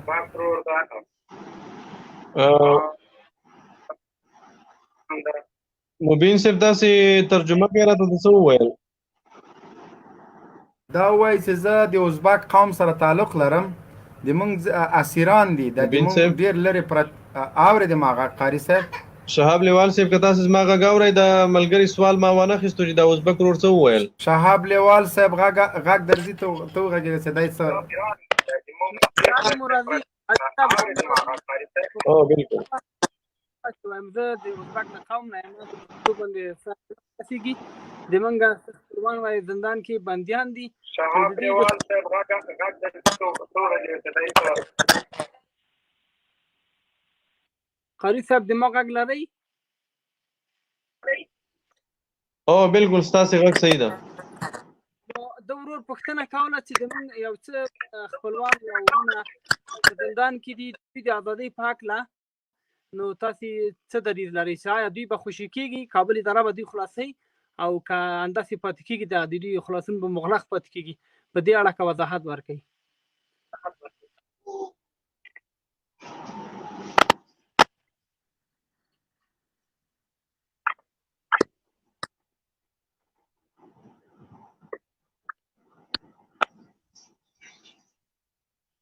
لیوال صاحب زما غږ لرئ تاسې؟ او غږ مرادي مهرباني وکړئ، غږ مرادي. لیوال صاحب داسې خبره بیا تکرار کړئ، ما ته مو غږ رانغی سم. هغه د ورور پوښتنه وکړه چې زه د ازبک له قوم سره تعلق لرم او پښتو باندې نه پوهېږم، که تاسې د موږ د زندان څو خپلوان مو زندان کې بندیان دي چې دوی د خلاصون په اړه کره ورته وضاحت راکړي چې هغه دا کابل اداره دا زندانیان خلاصوي او که هغه مغلق پاتې کېږي او دا خبرو بین المللي غونډه به جوړېږي او که زموږ بندیان خوشي کېږي مخکې له مخکې. ایوبي صاحب محترم، اول خو باید ووایم چې موږ تاسې ټول افغانان یو، ورونه یو. ما و شما کلگی برادر هستیم، افغان هستیم، مسلمان هستیم. در بین ما و شما پښتون و تاجک و ازبک معتبر نیست. ما و شما کلگی افغان هستیم، مسلمان هستیم الحمدلله. گپی دومین که زندانیای ما و شما که هست، آلی خو یک لیست که با امارت اسلامی و امریکایی داده بود، او خو تقریبا تکمیل شده است. فقط یک 500 و 600 نفر مانده دیگه لیست تکمیل شده. تمام زندانیا که به نام مجاهد زندانی است، زندانهای امریکایی ها و اداره کابل. ما تعهد داریم که اونا را ما آزاد میکنیم انشالله از زندان ها. شما در این باره کدام تشویش نکنین. ډیره مننه قاری صاحب محترم. افغان قاری صاحب خبرې دي چې کولې، لیوال صاحب مایک د بیرته زر بندوه. صحیح ده؟ صحیح ده. سلامونه ستر جنرال مبین صاحب ته.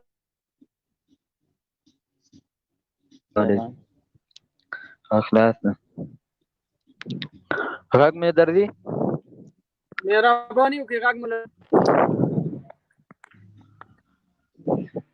د بندیانو باره کې د موږ پښتنه ده. بندیان به بقای بندیان به څنګه شي؟ قاری صاحب مهرباني وکړئ. قاری صاحب بندیانو په هکله یې سوال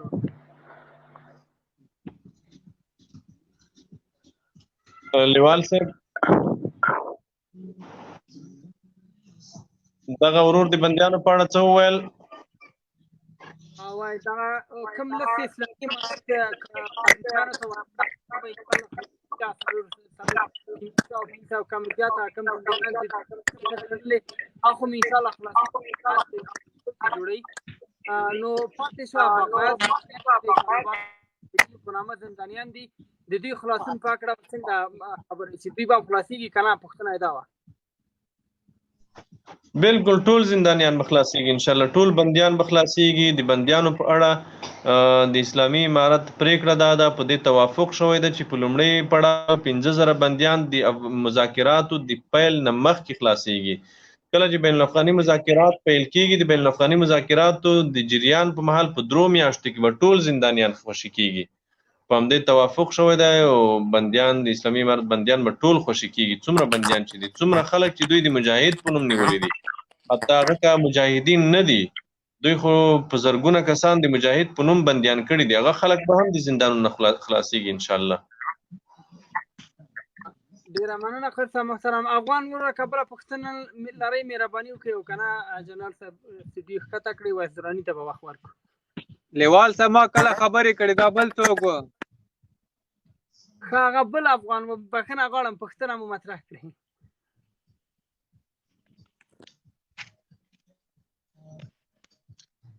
لیوال صاحب پښتنه خو مې دا ده چې تاسو وایي چې دا سوله کې د کابل نظام یا د کابل اداره چې تاسو ورته وایي چې خنډونه جوړوي یا دا کوي یا هغه کوي نو تقریبا تاسو بندیان خو په خلاصېدو باندې دي نو تاسو ولې نه آماده کېږئ دې ته آیا تاسو چې دوی تاسو ته دونه بندیان در خوشې کړه او دونه امکانات یې درکړه تاسو دوی ته څه کړي که نه دي کړي 15000 بندیان نه دي پوره شوي چې یو کمه مې نه منو کېنست په ګنه تا څه شی ورکړي یو چې کمې نه منو دا بیرته راپورته کړه مبین صاحب خیر مبین صاحب بدرې ته به جواب ورکړو خیر دا ورور تاسو راپورته کوي چې خبره یې پوهې د بندیانو دا راپورته د خلاصون توافق چې دا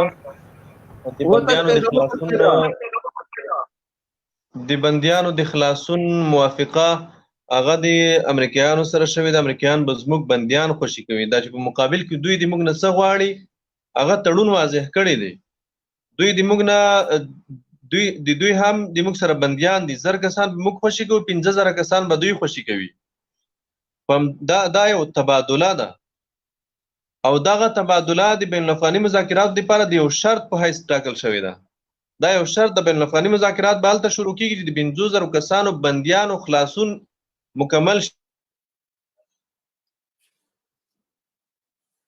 شي کوو وایس دورانی صاحب مهرباني وکړه وایس دورانی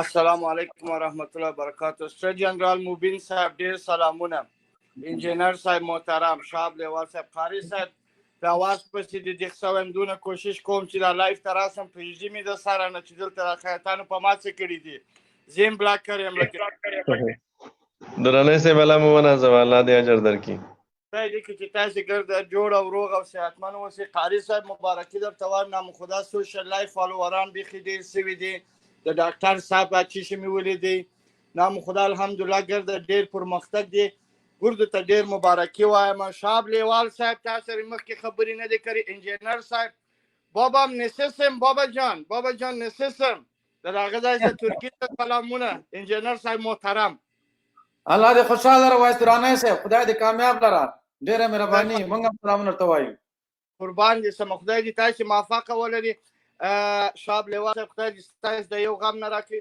قاری صاحب دلته په دا چې کې ویلو د اسلامي امارت د خاصه خم د دې 800 بندیان السوي دي 845 کڅونه بندیان السوي دي یو دغه سوال او محترم قاری صاحب دلته د بعضی خیاطان یو چې کړی دي زه ماته لایف تر راغلی یو خیاط ماته ویل کله چې د افغانستان څخه د نیوز خلک چې جی وای د امارات اسلامي صحیفو ته چې دی چپ کارتونه لري دی ټراکي دا چپ نه دی قاری صاحب محترم په دې ځای کې که تا لږ وضاحت راکړې وای دي چپونه لري دي ټراکیي د اسلامي امارات دا خلک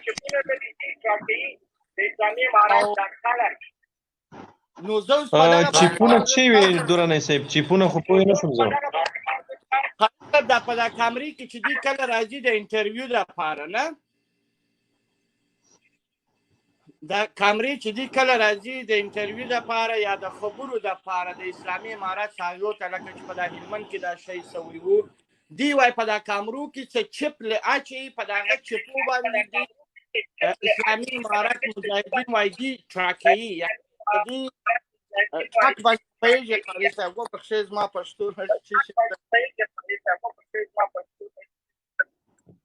او پوه شم محترمه مطلب دا ده چې دوی د هدف لاندې نیسي د دغې چیپونو په وجه باندې چیپ چې دا خو د استخباراتي چیپونه وو چې دغه ډرون ته به یې اچول د ډرون بریدونو دپاره اوس یې اچوي نو که دغه د هدف وي نو دې ته خو مجاهدین خپل تر حده پورې توجه کړې ده متوجه دي ورته تر ډېره پورې احتیاط کېږي په دې باره کې په دغه کې ماته د خیاطت بلې مهربان قاري حیات ویله ولدي دا چیپ هستې ولې هلته د اسلامي امارت د سره چې دوی خپله ویډیو برداشت وکړي یا خپله وکړي او په دې وخت باندې ډېر چې په وو دا د استخباراتي مطلب یې پرې دغه ستاسې پوښتنه وکړم چې ته په دې باره کې څه وایې صاحب محترم قربان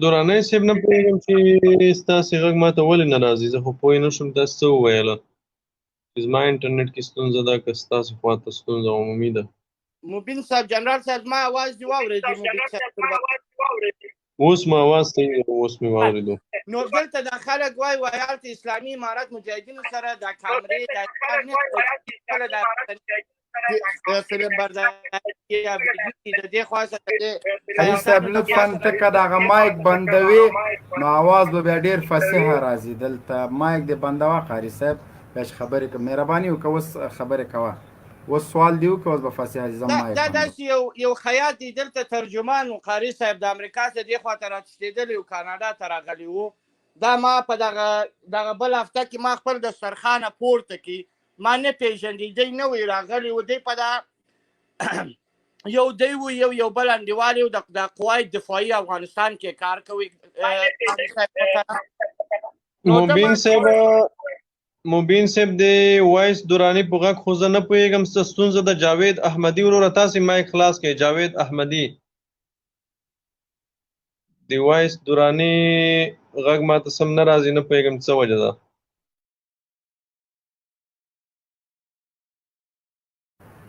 جاوید احمدي قطع سو زه وایس دوراني هغه نشته بل ملګری به راواخلو وایس دورانی وروره د تا اواز کې ستونزه ده نه پوهېږم چې ستونزه د موږ لخوا ده که تاسو لخوا نه ده هارون عادل سلام علیکم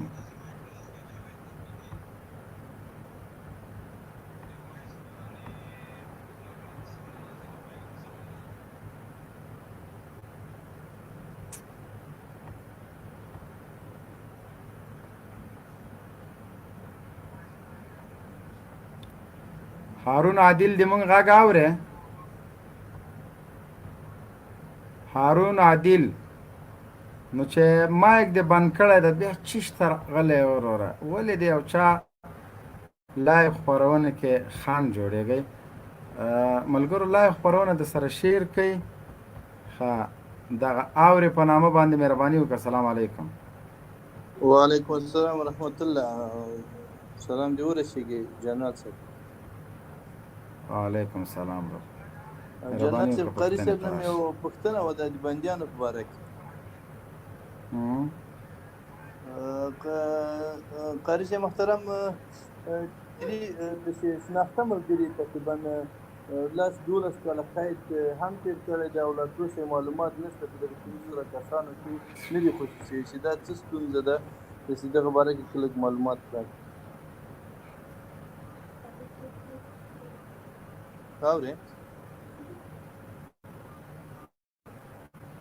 اورې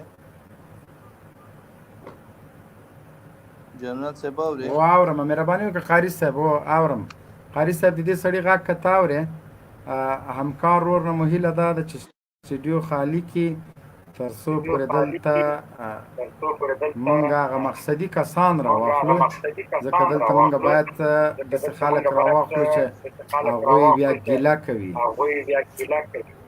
بالکل بالکل دا د ما اواز ډبل لري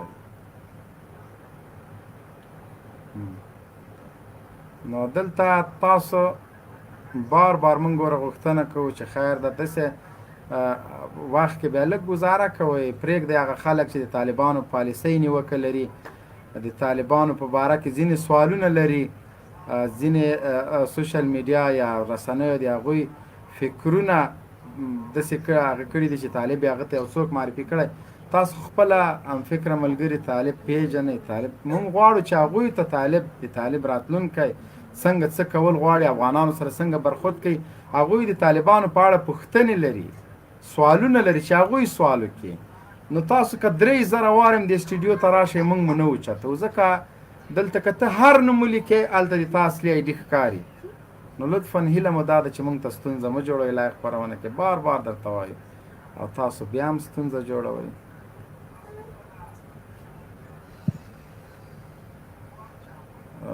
مهرباني وکړه اورې ورور اورې جنرال صاحب اورم غږ درځي هو مهرباني وکړه سوال ته دې راشي سوال خو مو وکړ قاري صاحب نه قاري صاحب ته مې اواز ورنغی غږ مې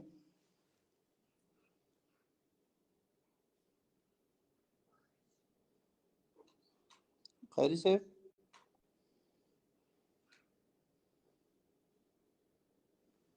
صاحب ته د دوی غږ اورې او زه یې غږ اورم مهرباني قاري صاحب محترم دغه کې داسې ډېرې ملګري دي چې په هغوی باندې قید زیات وتی او 12-14 کاله تېر کړي هم دي نو په دغه 15,000 کسانو کې نه دي خوشي شوي چې دا څه ستونزه ده په دغه باره کې لږ معلومات راکړې محترمه دا خو ګورئ د 50,000 کسانو لیست ده نو موږ تاسې خو بندیان 15,000 نه دي که نه 50,000 نه خو زیات دي تقریبا تر 100,000 پورې بندیان دي نو دا ټول خو په یوه لیست کې نه راجمع کېدل وروسته نور لیستونه هم دي اوس نور لیستونه هم تیاریږي د دغه بندیانو د خلاصون نه وروسته به دا نور بندیان دوی خلاصوي انشاءالله نو تاسې اندېښنه مه کوئ ټول بندیان به د الله په فضل راوځي خو دغه 15,000 کسانو لیست چې تیار شوی و هغه نو ډېر شیان پکې مراعات شوي وو د پاخه عمر خلک د ډېرو قیدونو والا خلک او څوک چې زیات مریضان وو هغه پکې مخکې شوي وو ډېر داسې وشول چې ځینې کسان داسې وو چې دوی خپله خوشي کړي دي د موږ د لیست مطابق نه وو هغه د کابل ادارې خپله خوشي کړي دي نو تاسې اندېښنه مه کوئ انشاءالله ټول بندیان به راوځي د الله په فضل قاري صاحب محترم بخښنه غواړم په لیست کې نوم هم و ممکن په لیست کې به نوم هم وي خو اوسه پورې خو 400-500 کسان پاتې دي شاید په دې 500 کسانو کې راخوشي شي انشاءالله بالکل مننه جاوید احمدي وروره تاسو مهرباني وکړئ جاوید احمدي السلام علیکم ورحمت الله وبرکاتو قاری صاحب ته جنرال صاحب ته شهاب لیوال صاحب ته نور سټوډیو ټولو ګډونوالو ته سلامونه او نیکې هیلې ما غږ شته قاری صاحب او بالکل ستاسې غږ شته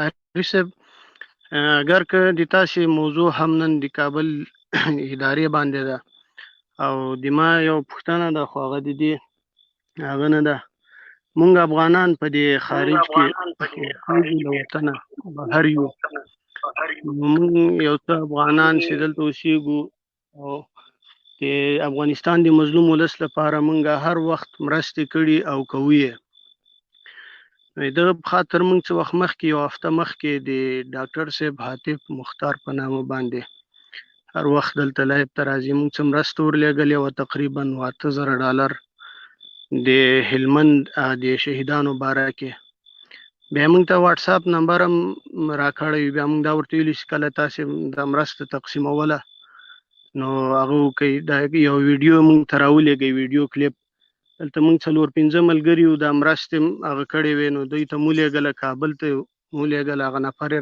راغه کړی په نښه کړی واتساپ نمبر یې موږ ته راکړی یو نو هغې کې تقریبا 4-5 ورځې ووتې 6 ورځې ووتلې اوس د حاتب صاحب ډاکټر صاحب نمبر هم بلاک ده موږ یې بلاک کړي یو د واتساپ په نمبر باندې او هغه چاته هم چې لېږلې ده هغه واتساپ نمبر هم چې رابطه ورسره کوو هغه یې بلاک دي نو که دغه په اړه باندې موږ ته څه معلومات راکړي دا به هم ډېره مهرباني وي دغه پوښتنه مې محترم ورور اول خو ته ما سره واتساپ کې رابطه وکړه ما ته په ټویټر کې میسج وکړه زه به واتساپ نمبر درکړم شخصي کې زما سره رابطه وکړه دویمه خبره دا ده ګورئ محترمه ډاکټر حاتف مختار چې دی موږ تاسې افغان ده ښه احساس لري بادرکه سړی ده د سولې په اړه ښه دریځ لري د امریکایانو د وتلو په اړه ښه دریځ لري موږ یو مبارز ملګری دی ولې یو شی چې زه تاسو ته واضحول غواړم هغه دا ده چې ډاکټر صاحب حاتف مختار د اسلامي امارت نماینده نه ده او نه د اسلامي امارت د کومې برخې د کوم کمیسیون یا د کوم شي نمایندګي کولی شي هغه یو آزاد افغان ده تاسې مهرباني وکوئ کله چې د مجاهد په نوم مرسته کوئ د مجاهدینو سره مرسته کوئ نو تاسې دوی سره مرسته مه کوئ دوی په لاس مه لیږئ نور ادرسونه شته ما ته یې ولیږئ موږ الحمدلله اسلامي امارت د اقتصادي کمیسیون سره مستقیما تاسو په رابطه کې کولی شو زه به تاسو د اقتصادي کمیسیون سره په رابطه کې کوم دغسې د شهداو د یتیمانو د معیوبینو کمیسیون موږ لرو د هغې سره مستقیما په رابطه کې کوم د هلمند د پیښې په اړه موږ تاسې د هلمند د ځایي مسؤلینو سره مستقیما تاسې موږ په رابطه کې کولی شوئ تاسې د هغې لارې مستقیما مرسته کولی شوه د هغې خلکو سره نو ستاسې نه مو زه به خیر ده سره خبره وکړم انشاءالله د موضوع به حل شي تاسې نه مو غوښتنه دا ده چې تاسې په راتلونکي کې ګورئ زه یوه مهمه نکته تاسو ته ووایم تاسې په راتلونکي کې که چېرته مرسته کوئ د دغې طریقه یې مه کوئ ډاکټر صاحب ښه سړی دا ګمان موږ نه کوو چې هغه به غبن کړی وي خو ډاکټر صاحب چې دا هغه د اسلامي امارت نماینده نه ده نه د اسلامي امارت د کومې برخې نمایندګي کولی شي هغه یو آزاد افغان ده تاسې د مجاهدینو ته ده ته پیسې مه ورکوئ چې مجاهدینو په نوم پیسې لګئ بیا یې ده ته ورکوئ نه دلته نور رسمي ادرسونه دي باید تاسې د هغه طریقه کومک وکوئ هغه خلکو ته یې ورکوئ د مجاهد په نوم چې تاسې پیسې لګئ یا د کونډ یتیم په نوم پیسې لګئ هغه دوی ته مه لګئ دا وضاحت زه کول غواړم دلته تاسې ته چې هغه یو ښه سړی ده آزاد افغان ده خو د اسلامي امارت نماینده نه ده نه د اسلامي امارت کوم رسمي غړی ده او نه کوم رسمي سړی ده چې هغې ته تاسې شی ورکوئ نو تاسې مهرباني کوئ د رسمي ادرسونو له لارې دا کار وکوئ نور ملګري او تقریبا 4-5 ملګري دي اوس دوی ما ته وایي چې هغه څنګه شوله حالانکه موږ ډاکټر صاحب ته ویلي وو دلته موږ ډنمارک کې اوسي یو که نه ډنمارک نه موږ د ملګرو دا مرسته کړې ده مخکې هم کړې ده هر وخت یې کوو دا موږ ډاکټر صاحب ته ویلي وو چې موږ ته د واتساپ له لارې د هغه ویډیو راولېږه چې کله ته مرسته کوې زه یې د ملګرو ته ورښکاره کړم او نور افغانان یې مو ویني او د افغانستان د مظلوم ولس سره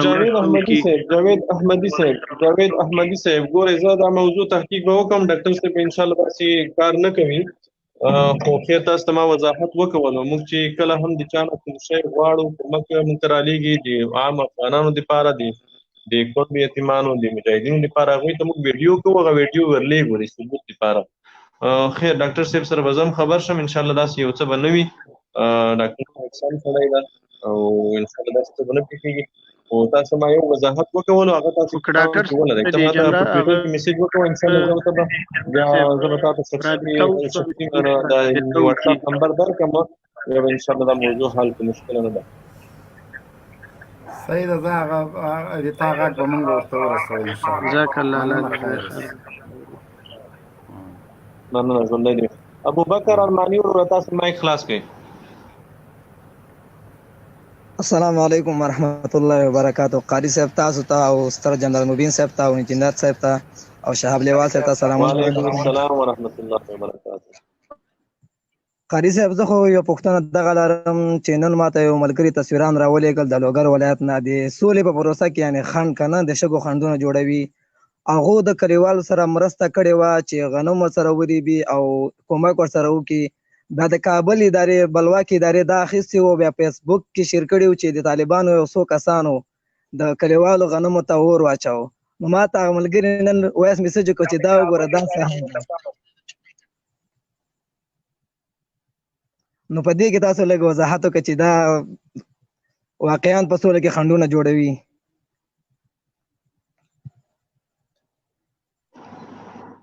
محترمه ما خو ستاسو سوال دقیقاً وانخیستو چې تاسو څه وویلو، خو یو خبره چې ډېره واضحه ده هغه دا ده چې د کابل اداره نه غواړي چې دلته سوله دې واقع شي، قاري صاحب ما دا سوله دې رامنځته شي، سوله دې وشي او افغانان دې یو ملګري ماته نن تصویران راولېږل چې دا وګوره د یو پوه هغه د ګروپ د هغه شیر کړي په خپل هغه کې چې طالبانو د کلیوالو غنمو ته اور اچولی، نو هغوی ماته ویلي چې دا موږ ورسره کومک وکړو زموږ کلیوالان چې ګرمي وه په دې کې. نو اوس د دوی دا خنډونه دي، د شګو خنډونه دي په سوله کې جوړوي چې دا کلیوالو غنمو ته اور اچولی او هغه خپل کلیوال هغه موږ ته ویلي. محترمه دا د اور اچولو موضوع د ښه ده چې ما ته دومره یاده کړه. ما ته نن یو 2 کسانو میسیجونه وکول واټساپ کې او څه عکسونه یې راولېږل چې مجاهدینو چېرته کوم ځای کې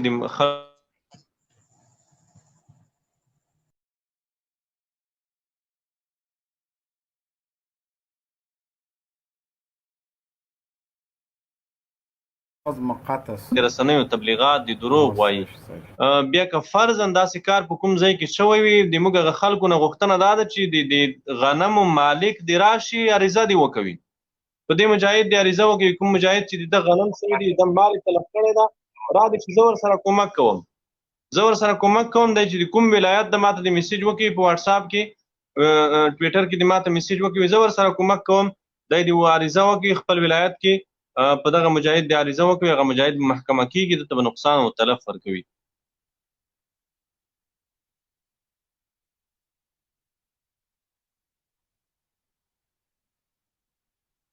مبین صاحب زما غږ لرئ؟ او غږ دې بیخي صحیح ده قاري صاحب محترم. زه چې دا مایک خلاص کړم عبدالباري زربتای صاحب مهرباني وکړئ. السلام علیکم ورحمت الله وبرکاتو. جنرال صاحب ته او قاری صاحب محترم ته، انجینر صاحب ته، د لایب ټولو ګډونوالو ته سلامونه او احترامات وړاندې کوم. نو قاری صاحب محترم 2 پوښتنې مې لرلې. اوله پوښتنه دا وه چې دا اوس ډېر کسان دلته لایب ته راځي، په لایب کې دا پوښتنې کوي، مثال طالبان ولې جنګونه کوي، ولې سوله نه کوي، بار بار دا پوښتنې موږ ډېرې اورو، تکراري سوي دي دا پوښتنې.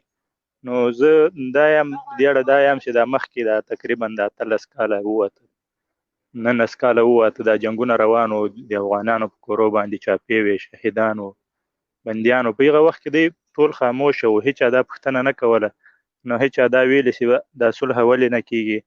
نو نن چې کله طالبانو له امریکایانو سره کوم معاهده لاسلیک کړله، له دې وروسته دا کسان بار بار دا چغې وهي. که په دې اړه باندې یو تفصیل ورکړي، یو بله پوښتنه هم لرم.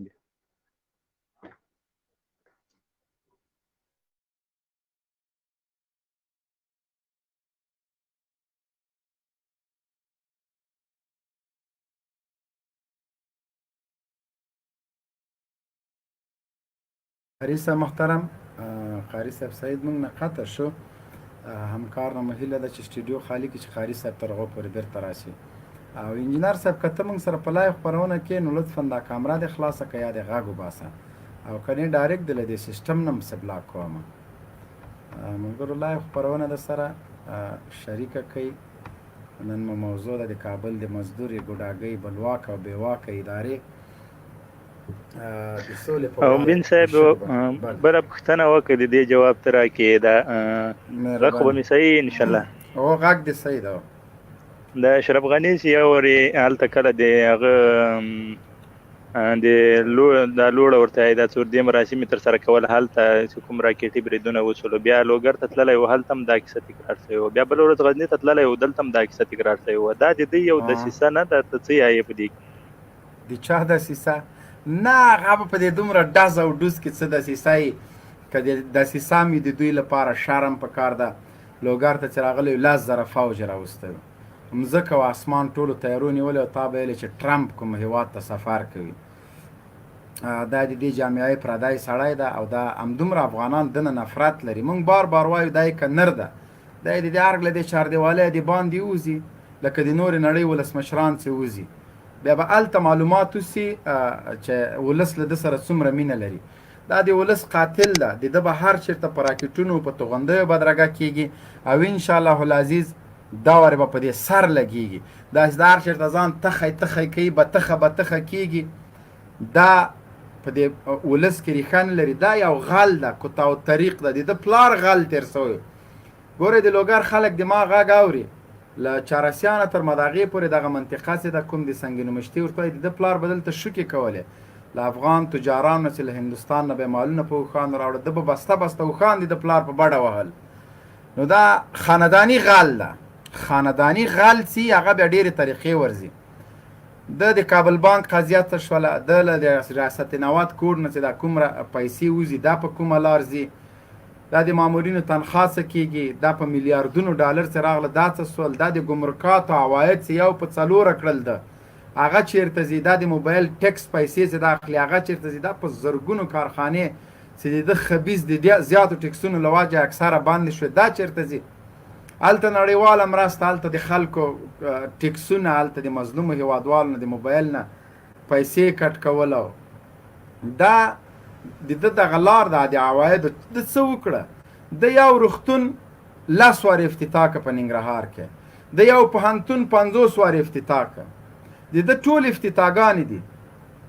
کومه افتتاح یې صحیح سوی؟ هغه هوایي دهلیزونه چې شي نه پوهېږم چې په هغه هوایي دهلیزو به دا پلاستیکي موټر ځي، هوایي دهلیزو باندې به دا ګوړه لیږي. جلغوزي خو افغانستان کې په ټولو خوږیاڼو کې 6 ونې دي، دا همداسې کینې جلغوزي دي د تا سر وخوري. و شټا سر یې الله دې تباه و برباد که. ته انسان یې، غویه یې، ته څه شی؟ دې جامعې ته دا سرطان د امریکانو له کومه کڅې اوس یې امریکان هم نیولي دي. غني د سرطان دانه ده، د ده کابینه د سرطان دانه ده. دا د فحشا د رواج لپاره دا خنزیر راغلی. هیڅ افغان به دا ضمیر ونه مني چې هغه د یوه 13 کلنه پیغلې او والي ته معاونه ولېږي. ټولو والیانو باندې د امر وکړي چې درغلې جینکۍ تاسو یې خوښوئ، بیا د ټولو والیانو په یو باندې لانجه یا یو وایي چې دا دې راسي یا بل وایي چې دا دې راسي. اوس هغه چی شی و؟ هغه ډیوه نیازۍ، په هغه باندې د والیانو جنګ ده. یو وایي دلته دې راسي، بل وایي هلته. دا نظام سو. د اردو عسکر ځي هلته دنده ترسره کوي، امریکانو سره مزدوري کوي، دلته بل عسکر راځي د هغه لورګانې پوستې ته بیایي. د څه شي دپاره؟ ډوډۍ پې پخوي، دیګ پې باندې کوي، د څه شي دپاره بیایي؟ یو بېناموسۍ ته لمن وهل دي. د افغانستان خلک دنیا ته داسې معرفي کړل چې مونږ به هېڅکله دوی معاف نه کړو. دوی هر چېرته به په دغه راکټونو باندې بدرګه کېږي، او که چېرته نږدې چېرته په لاس راغی نو د یوې څاپېړې سړی دی انشاءالله العزیز. امریکان یې تر شا ولاړ دي، منافقت کوي.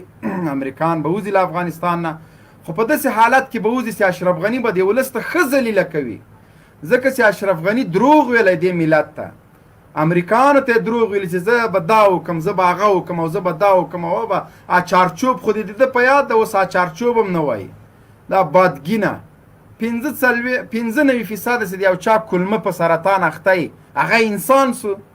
د یو چا دا اوس د غني سر عملیات کې ویسئ، دا د بنګلادیش روغتون ته یې ویسئ او د ده د سر اپریشن وکئ. که د ده په سر کې دغه هغه سرې څه شی دی، موږ ورته خرمانۍ وایو، هغه تشنابو کې چې ډېرې د سر له دغه شیونو نه ډک ده. یا به پکې اسارایي مږي وي، مازغه پکې نسته. د یو انسان په سر کې چې مازغه دومره ذلیله نه وي لکه غني، د هغه هر وخت سرې کرښې نه زیړېږي. خو چون دی بیچاره مریض ده، ذهني مریض ده، سره کرښه وباسي بیا څنګ کې زیړه میستلي. اوس زوی دې مړ نسه په دې سرو کرښو خو دتې هغه چارچوب دې ته جوړ کړه دې سرو کرښو نه. وایم دویانې راسي یاله ټرمپ ټویټ وکړه چې زه سوله نه کوم. څومره خوشحاله و. یعنې دوی د افغانستان جګړې ته دومره لابي کوي ځکه دوی پکې فحشا کوي. دا شټاسری، دا شړونګا او بړینګا، دا انسان ده. دنه ته دا کمیس وباسه، ته وګوره چې دا څه شی، دغه سر په څه شي باندې ایښودل سوی ده. تاسو دغسې انسان چېرته په ژوند ورسره مخ سوي یاستئ چې نه په پارسي پوهېږي، نه په پښتو پوهېږي، نه په انګلیسي پوهېږي، نه کوم ټوکي ده. کله خر ونې ته کوز که، کله یې راکته که. یوه ډوډۍ ته افغانانو ته په 210 افغانۍ حساب که. فساد دې اوج ته رسېدلی. ته ورسه دا اوس د زندانونو کم حالت ده، د روغتونونو کم حالت ده. بس دې ته یې پرېږده تیارې کې ماشومانو سره سلفي واخله، چېرته چې ځي بامیانو ته یا هغه ته ماشومانو ته ګېډۍ ورته نیولي، هغه ته زنګون کېږ سه، بس دغه 2-3 کاره دې د زده دي. دا مکارتوب دې اوس نه چلېږي. او هله چې غني بابا ښه بمبار په غزني کې کېږي، واده په هلمند کې بمبارېږي، ماشومان هلته په وینو لت پت دي. ته ځې د بامیان له جنکیو سره عکسونه اخلې، ته ځې په بامیانو کې جنکۍ په اوږو کېنې، ته خو یو ورته د غزني ولس ته سر ورښکاره که، ته یو ورته هغه هلمند ته لاړ شه چې اور پې بادېږي، ته یو ورته د ننګرهار ته ورشه چې د تا کمپاینران د تا د عسکرو له خوا نه ووژل شول. تاسو سر ښکاره کړی ده، ته ورشه هغه منطقو ته لاړ شه چې د تا عسکر روزانه پکې ماشومان شهادت رسوي. بیا دلته جعلي عکسونه، جعلي فوټوشاپونه د بامیانو یو جنۍ راجیږه که په سر یې که ته ماشومانو سره، بیا هغه یې څه کوي د افغانستان دا 40 لکه ولس د ما اولاد ده، په درد دې دغسې دماغونه حالت چې دا سره او خره د تا خو 2 بچي دي، هغه افغانستان ته نسې راوستلی. اوس شړونګا ته د هغه رولا غني او طارق غني افغانستان ته راوله، کم از کم یو 2 ورځې په دې هر کې خلکو ته نمایش کړي دا د ما بچي دي. ته هغه نسې راوستی د افغانستان 40 کروړه یا 40 میلیونه نفوس، هغه د تا رښتیا ځان احمدشاه موږ ته جوړ لکه د رښتیا ولسمشر چې داسې خبرې به کوي. نه منم هلته بیا سرې کر کې الله جناب عبدالله مړ مړ ګورې، والله موږ شرمېدلو. دا خبره که ما کړې وای او امریکانو را باندې په زور دا 2 سره حکومت منلی وای، یقیني د زهر و غړپ مې کو چې همالته په هر کې مردار سوی وای. ته انسان انسانیت پیژنې، د ولس له دې جامعې سره د تا همدا عکس العمل ده. دا سکشویان چې بیا راجیږ سي، اوس هغه شکسویان تو لعنت پې باندې وایي، هغه شکسویان وایي چې مونږ یې په عکس باندې حیا د امتیازې کوو. ولې چې تا هغوی ته هم دروغ وویلې، تا هغه هم داسې په ځان رامات کړي وو لکه رښتینې بابا څې، خو مونږ ولیدلې شاعر هم نه، فیلسوف هم نه، خبریال درنه اتانور چلین در کړی چې امنتو بالله ووایه ټول حکومت درته خو څه کومو دې نه سو ویلی. کلمه دې حتی نه ده زده، درود شریف خو ډېره لرې خبره ده، دعای قنوت خو لرې د ورځې 300 منځونه کوي، تهجد د ورځې کې، اشراق د شپې کوي، حضرت حسین ته نواسای خدا وایي. هغه ورځ هم لاړلې چې تا د امریکا په پارلمان کې چک چک یې کېدلې او ټول درته جګ سو تر څو دې په موږ باندې تحمیل کړي چې رښتیانی ولسمشر خو همدغه ده، په دې ولس خو رښتینی عاشق همدا ده. په خپله وایي چې موږ د واشنګټن لپاره قرباني ورکوو، په خپله خوله وایي چې څومره حالات خراب یا هغومره زه نورمال یم، ځکه چې ته قاتل د دې ملت. دا ارګ تر اوسه پورې څوک نه دي ساتلي. په دې ارګ کې داسې ککرۍ لاړلې چې هغه تاریخ ته پاتې دي.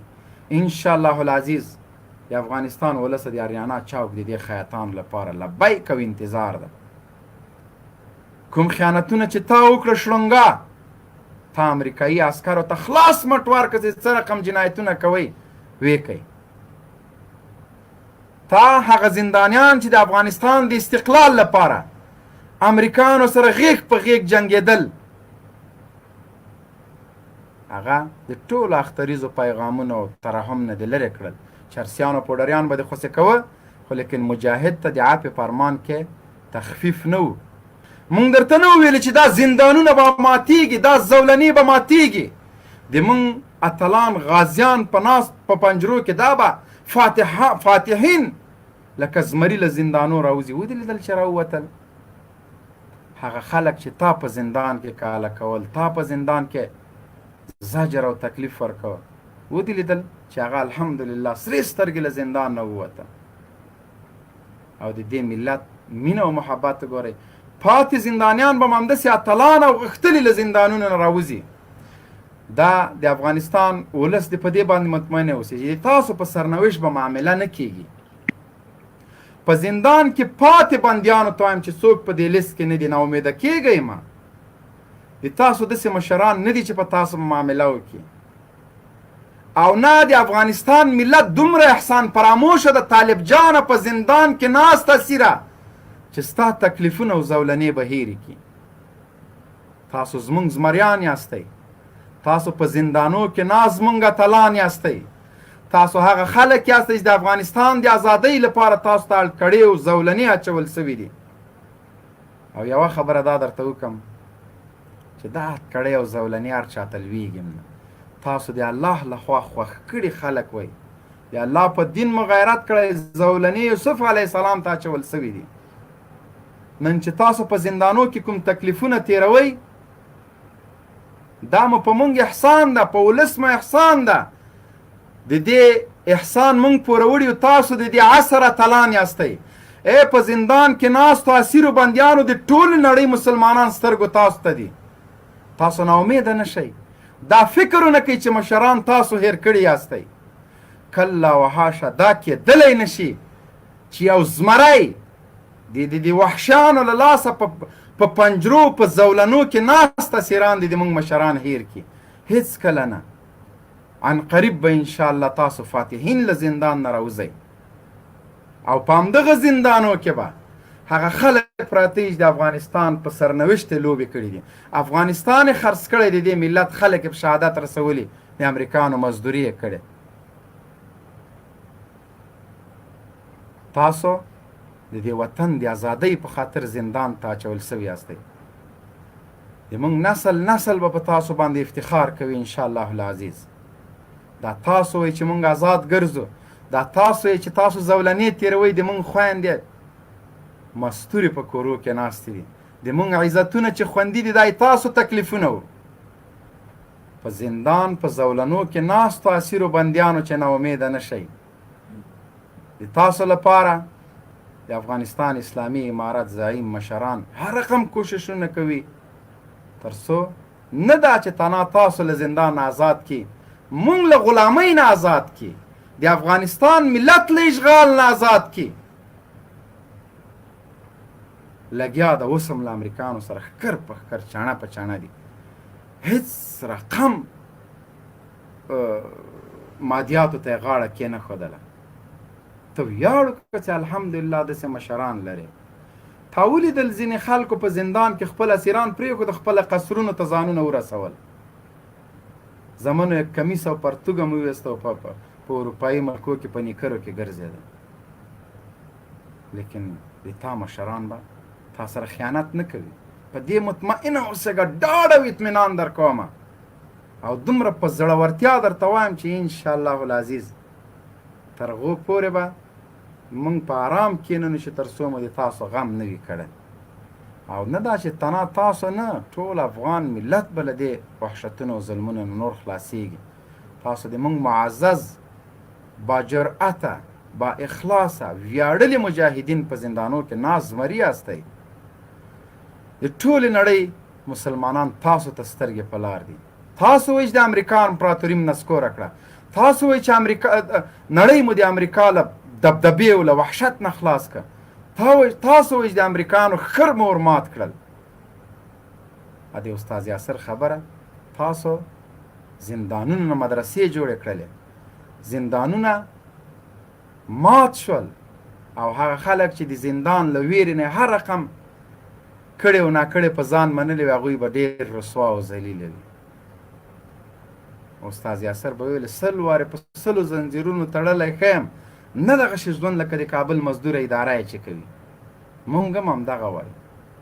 ازادي په عذر په زارۍ نه اخیستل کېږي، ازادي قرباني غواړي. خو الحمدلله ای کاش چې نن استاد یاسر وي او دغه خبر چې د کړی و چې زندان نه مدرسې جوړې کړي، زندانونه یې لیدلی وای چې د قرآن او د احادیثو په دورو آباد زندانونه دي. له زندانونو نه حافظان د قرآن علما فارغ شول، نو نه په زندان مات کړو، نه په شهادتونو، نه په مرګ، په هیڅ شي مات نه کړو. لیوال صاحب مهرباني وکړه. انجینر شاه محمد صاحب مایک خلاص که ګوره که نه، مایک خلاص که، مهرباني وکړه. سر دا زندانیانو ته لږ همدردي ورسره وکړه. د موږ ورونه دي، هیر مو نه یاستئ، هر وخت مو د تاسو په سر، د تاسو لپاره انشاءالله. دا په چا احسان نه کوو، د تاسو حق ده. او دا حق به مونږ ادا کوو انشاءالله. تاسو بوټونه د ښکلولو دي، چپلکې نور خو لا پرېږدئ. تاسو هستیان یاستئ په زندانو کې، د دې ملت سترګې تاسو ته دي. مهرباني وکړه شهاب لیوال صاحب، انجینر صاحب بیا مصروفه ده.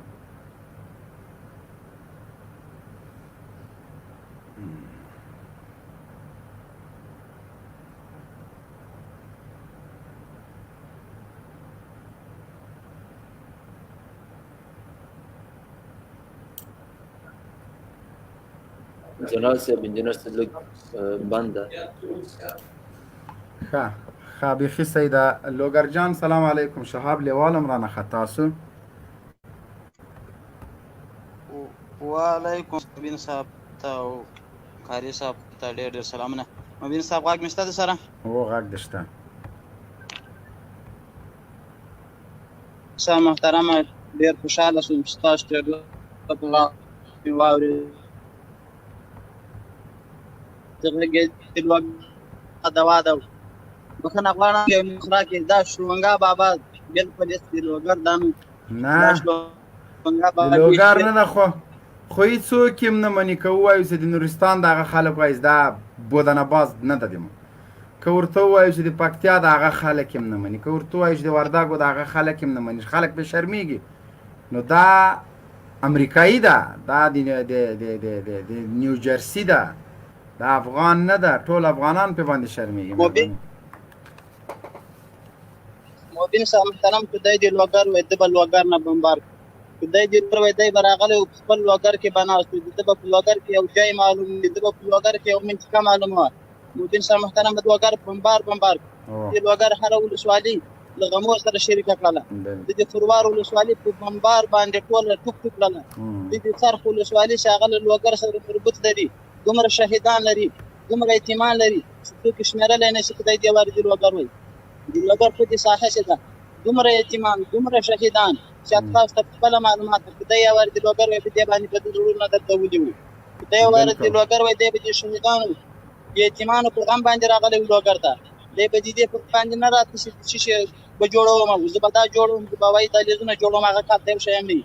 دی به د یتیمانو په غم باندې راغلی و. دی به د شهیدانو په غم باندې راغلی و. دی به د سولې په غم باندې راغلی و. بالکل لوګر جان ورور الله پاک مو عزت وکړه. وایي لیدل مو چې ظلمو کفري ځواکونه ماتول غازي مې بیا دښمن ته ورمېږونه ماتول. زمونږ یو مقصد دی چې قانون د قرآن راشي نه دا چې څوک ازار کو د چا زړونه ماتول. دا خلک مې ظالم بولي دښمن نه چې سر پرې کړم خو قرآن راته ښودلي اندامونه پرې کول.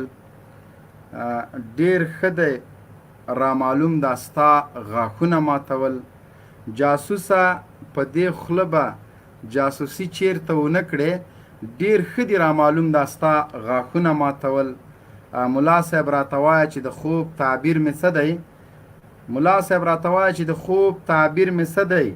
قیدي یار مې په پښو کې زنځیرونه ماتول او بیرغ انقلابي چې درنه ټیټ نشي که چا ورپورې ستا دواړه لاسونه ماتول. دا یو شاعرو دلته د مونږ د لایف ته راغلی اوس راځیم نه ډېر خوند یې کوه. طالبه یاره له افغان دی له افغانستان د امریکا وویسته په خپلو سترګو مو لیده ناټو توبه وویسته. نو شهاب لوګر جان دغه ملګری چې دا خالی او منفي لیکلی ده مایک د خلاص که. لوګر جان وروره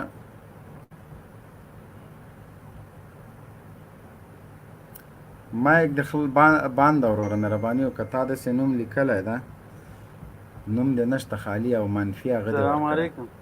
وعلیکم السلام مهرباني وکړه. څنګه چل دی کري صاحب مبین صاحب موږ خو تاسو لایف ته ډېر وخت نه تقریبا یاره د 2 میاشتې 3 میاشتو نه ګورو. ډېر کوشش مو وکړی یاره څنګه په طریقه باندې راشم. بیا مې اوس لاړم دلته یو سټوډیو نه پیسې مې ورکړلې هلته په سټوډیو کې راته طریقه وښودله خو ډېر زیات په شپه 2 بجې 3 بجې پورې زړه پروګرامونه ګورم. الله مو ډېر خوشحاله ساته وشولو. ډېر زیات په طبیعت کېدلو چې تاسو سره کري صاحب سره د شهاب الدین او انجینیر صاحب سره ډېر زړه نه تاسو سره زه مینه ساتم.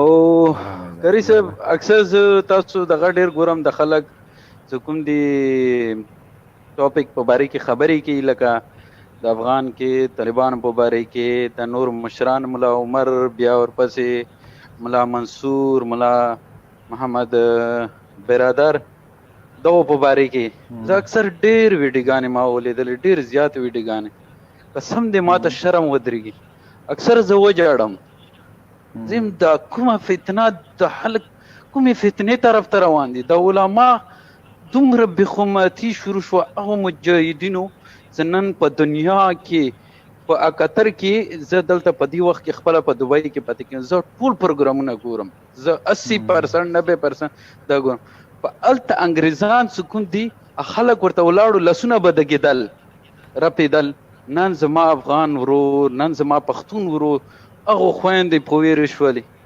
قسم د حیران وم زه اکثر ویډیوګانې ګورم په کورو ورشي هغه ورته لمن نیسي لاس نیسي ورته سوال کیسه وروره ای افغان وروره دا ستا د لاسته دي هر څه ته ورته مخکې ته د دا کورونه ورته ښیې شرم پکار دی حیا پکار دی چېرته الله نه یریږي که نه یریږي اسلام د خلک یعنی نه معلومه دي اسلام څه پته ورته نشته صرف په خوله باندې د اسلام نه ما اخلي دا ډالرو پسې وختي دي د خلک زه ډېر حیران یم اکثر زه د کوم الله ته به مونږ څه جواب ورکوم د ولې غافله شوي دومره اسلام نه دومره د کافرو په دغه کې نه وتلي یم زه د هرې دغه دپاره لبیک اواز کوم ولې ډېر حیران یم او تاسو موضوع پته ماته نشته چې نن موضوع څه په باره کې دی او اوس زه په دې ویډیو کې د کابل د مزدوري ادارې د صلح په وړاندې د شګو پټمونه اچوي هغه راته معلوم ده چې بس غازیان پرې راشي هر څه ورته تړلي زه هر وخت سرې کرښې زیړې شوي دریځ یې معلوم نه ده هر څه تر امریکایانو پورې تړلي دي رزق یې ژوند دی عزت هر څه په امریکایانو پورې دي امریکایي فوجونه اوس د دوی سوار پار خطا ده انشاءالله دا ملک د افغانانو د دلته باغ خلک اوسېږي انشاءالله به وځي دا به ضرور امریکایانو امپراتوري یې ماته کړه هغه امریکا چې د هغه له ویرې نه چا په کور کې د امریکایانو خلاف خبره نه شوه کولی نن الحمدلله ټوله نړۍ د امریکا په مقابل کې درېدلې ده ټوله نړۍ له افغانانو نه زده کړه چې امریکا خو ماتېږي افغانانو په نشتو وسایلو باندې د امریکا امپراتوري دړې وړې کړله او الحمدلله دا اعزاز بلم افغانانو ته راغی چې یو د امپراتورانو هدیره د بل امپراتور هدیره هم په افغانستان کې ورزیاته شوله بالکل صحیح خبره ان شاء الله دلته کری صاحب زه په یو ای کې خپله پاتې کېږم په دې وخت کې یو ای کې یو ځل ما یو کس سره په دې باندې ډېر غټ بحث راغلی بیا ما ورته ویل چې لکه ماته زه کوم یم ماته د دې شي ډېر پته دی زه ډېر دا پروګرامونه او په خاص کر کې خاطر سو شهاب لیوال صاحب دغه تانه لاندې کس باندې غږ وکړه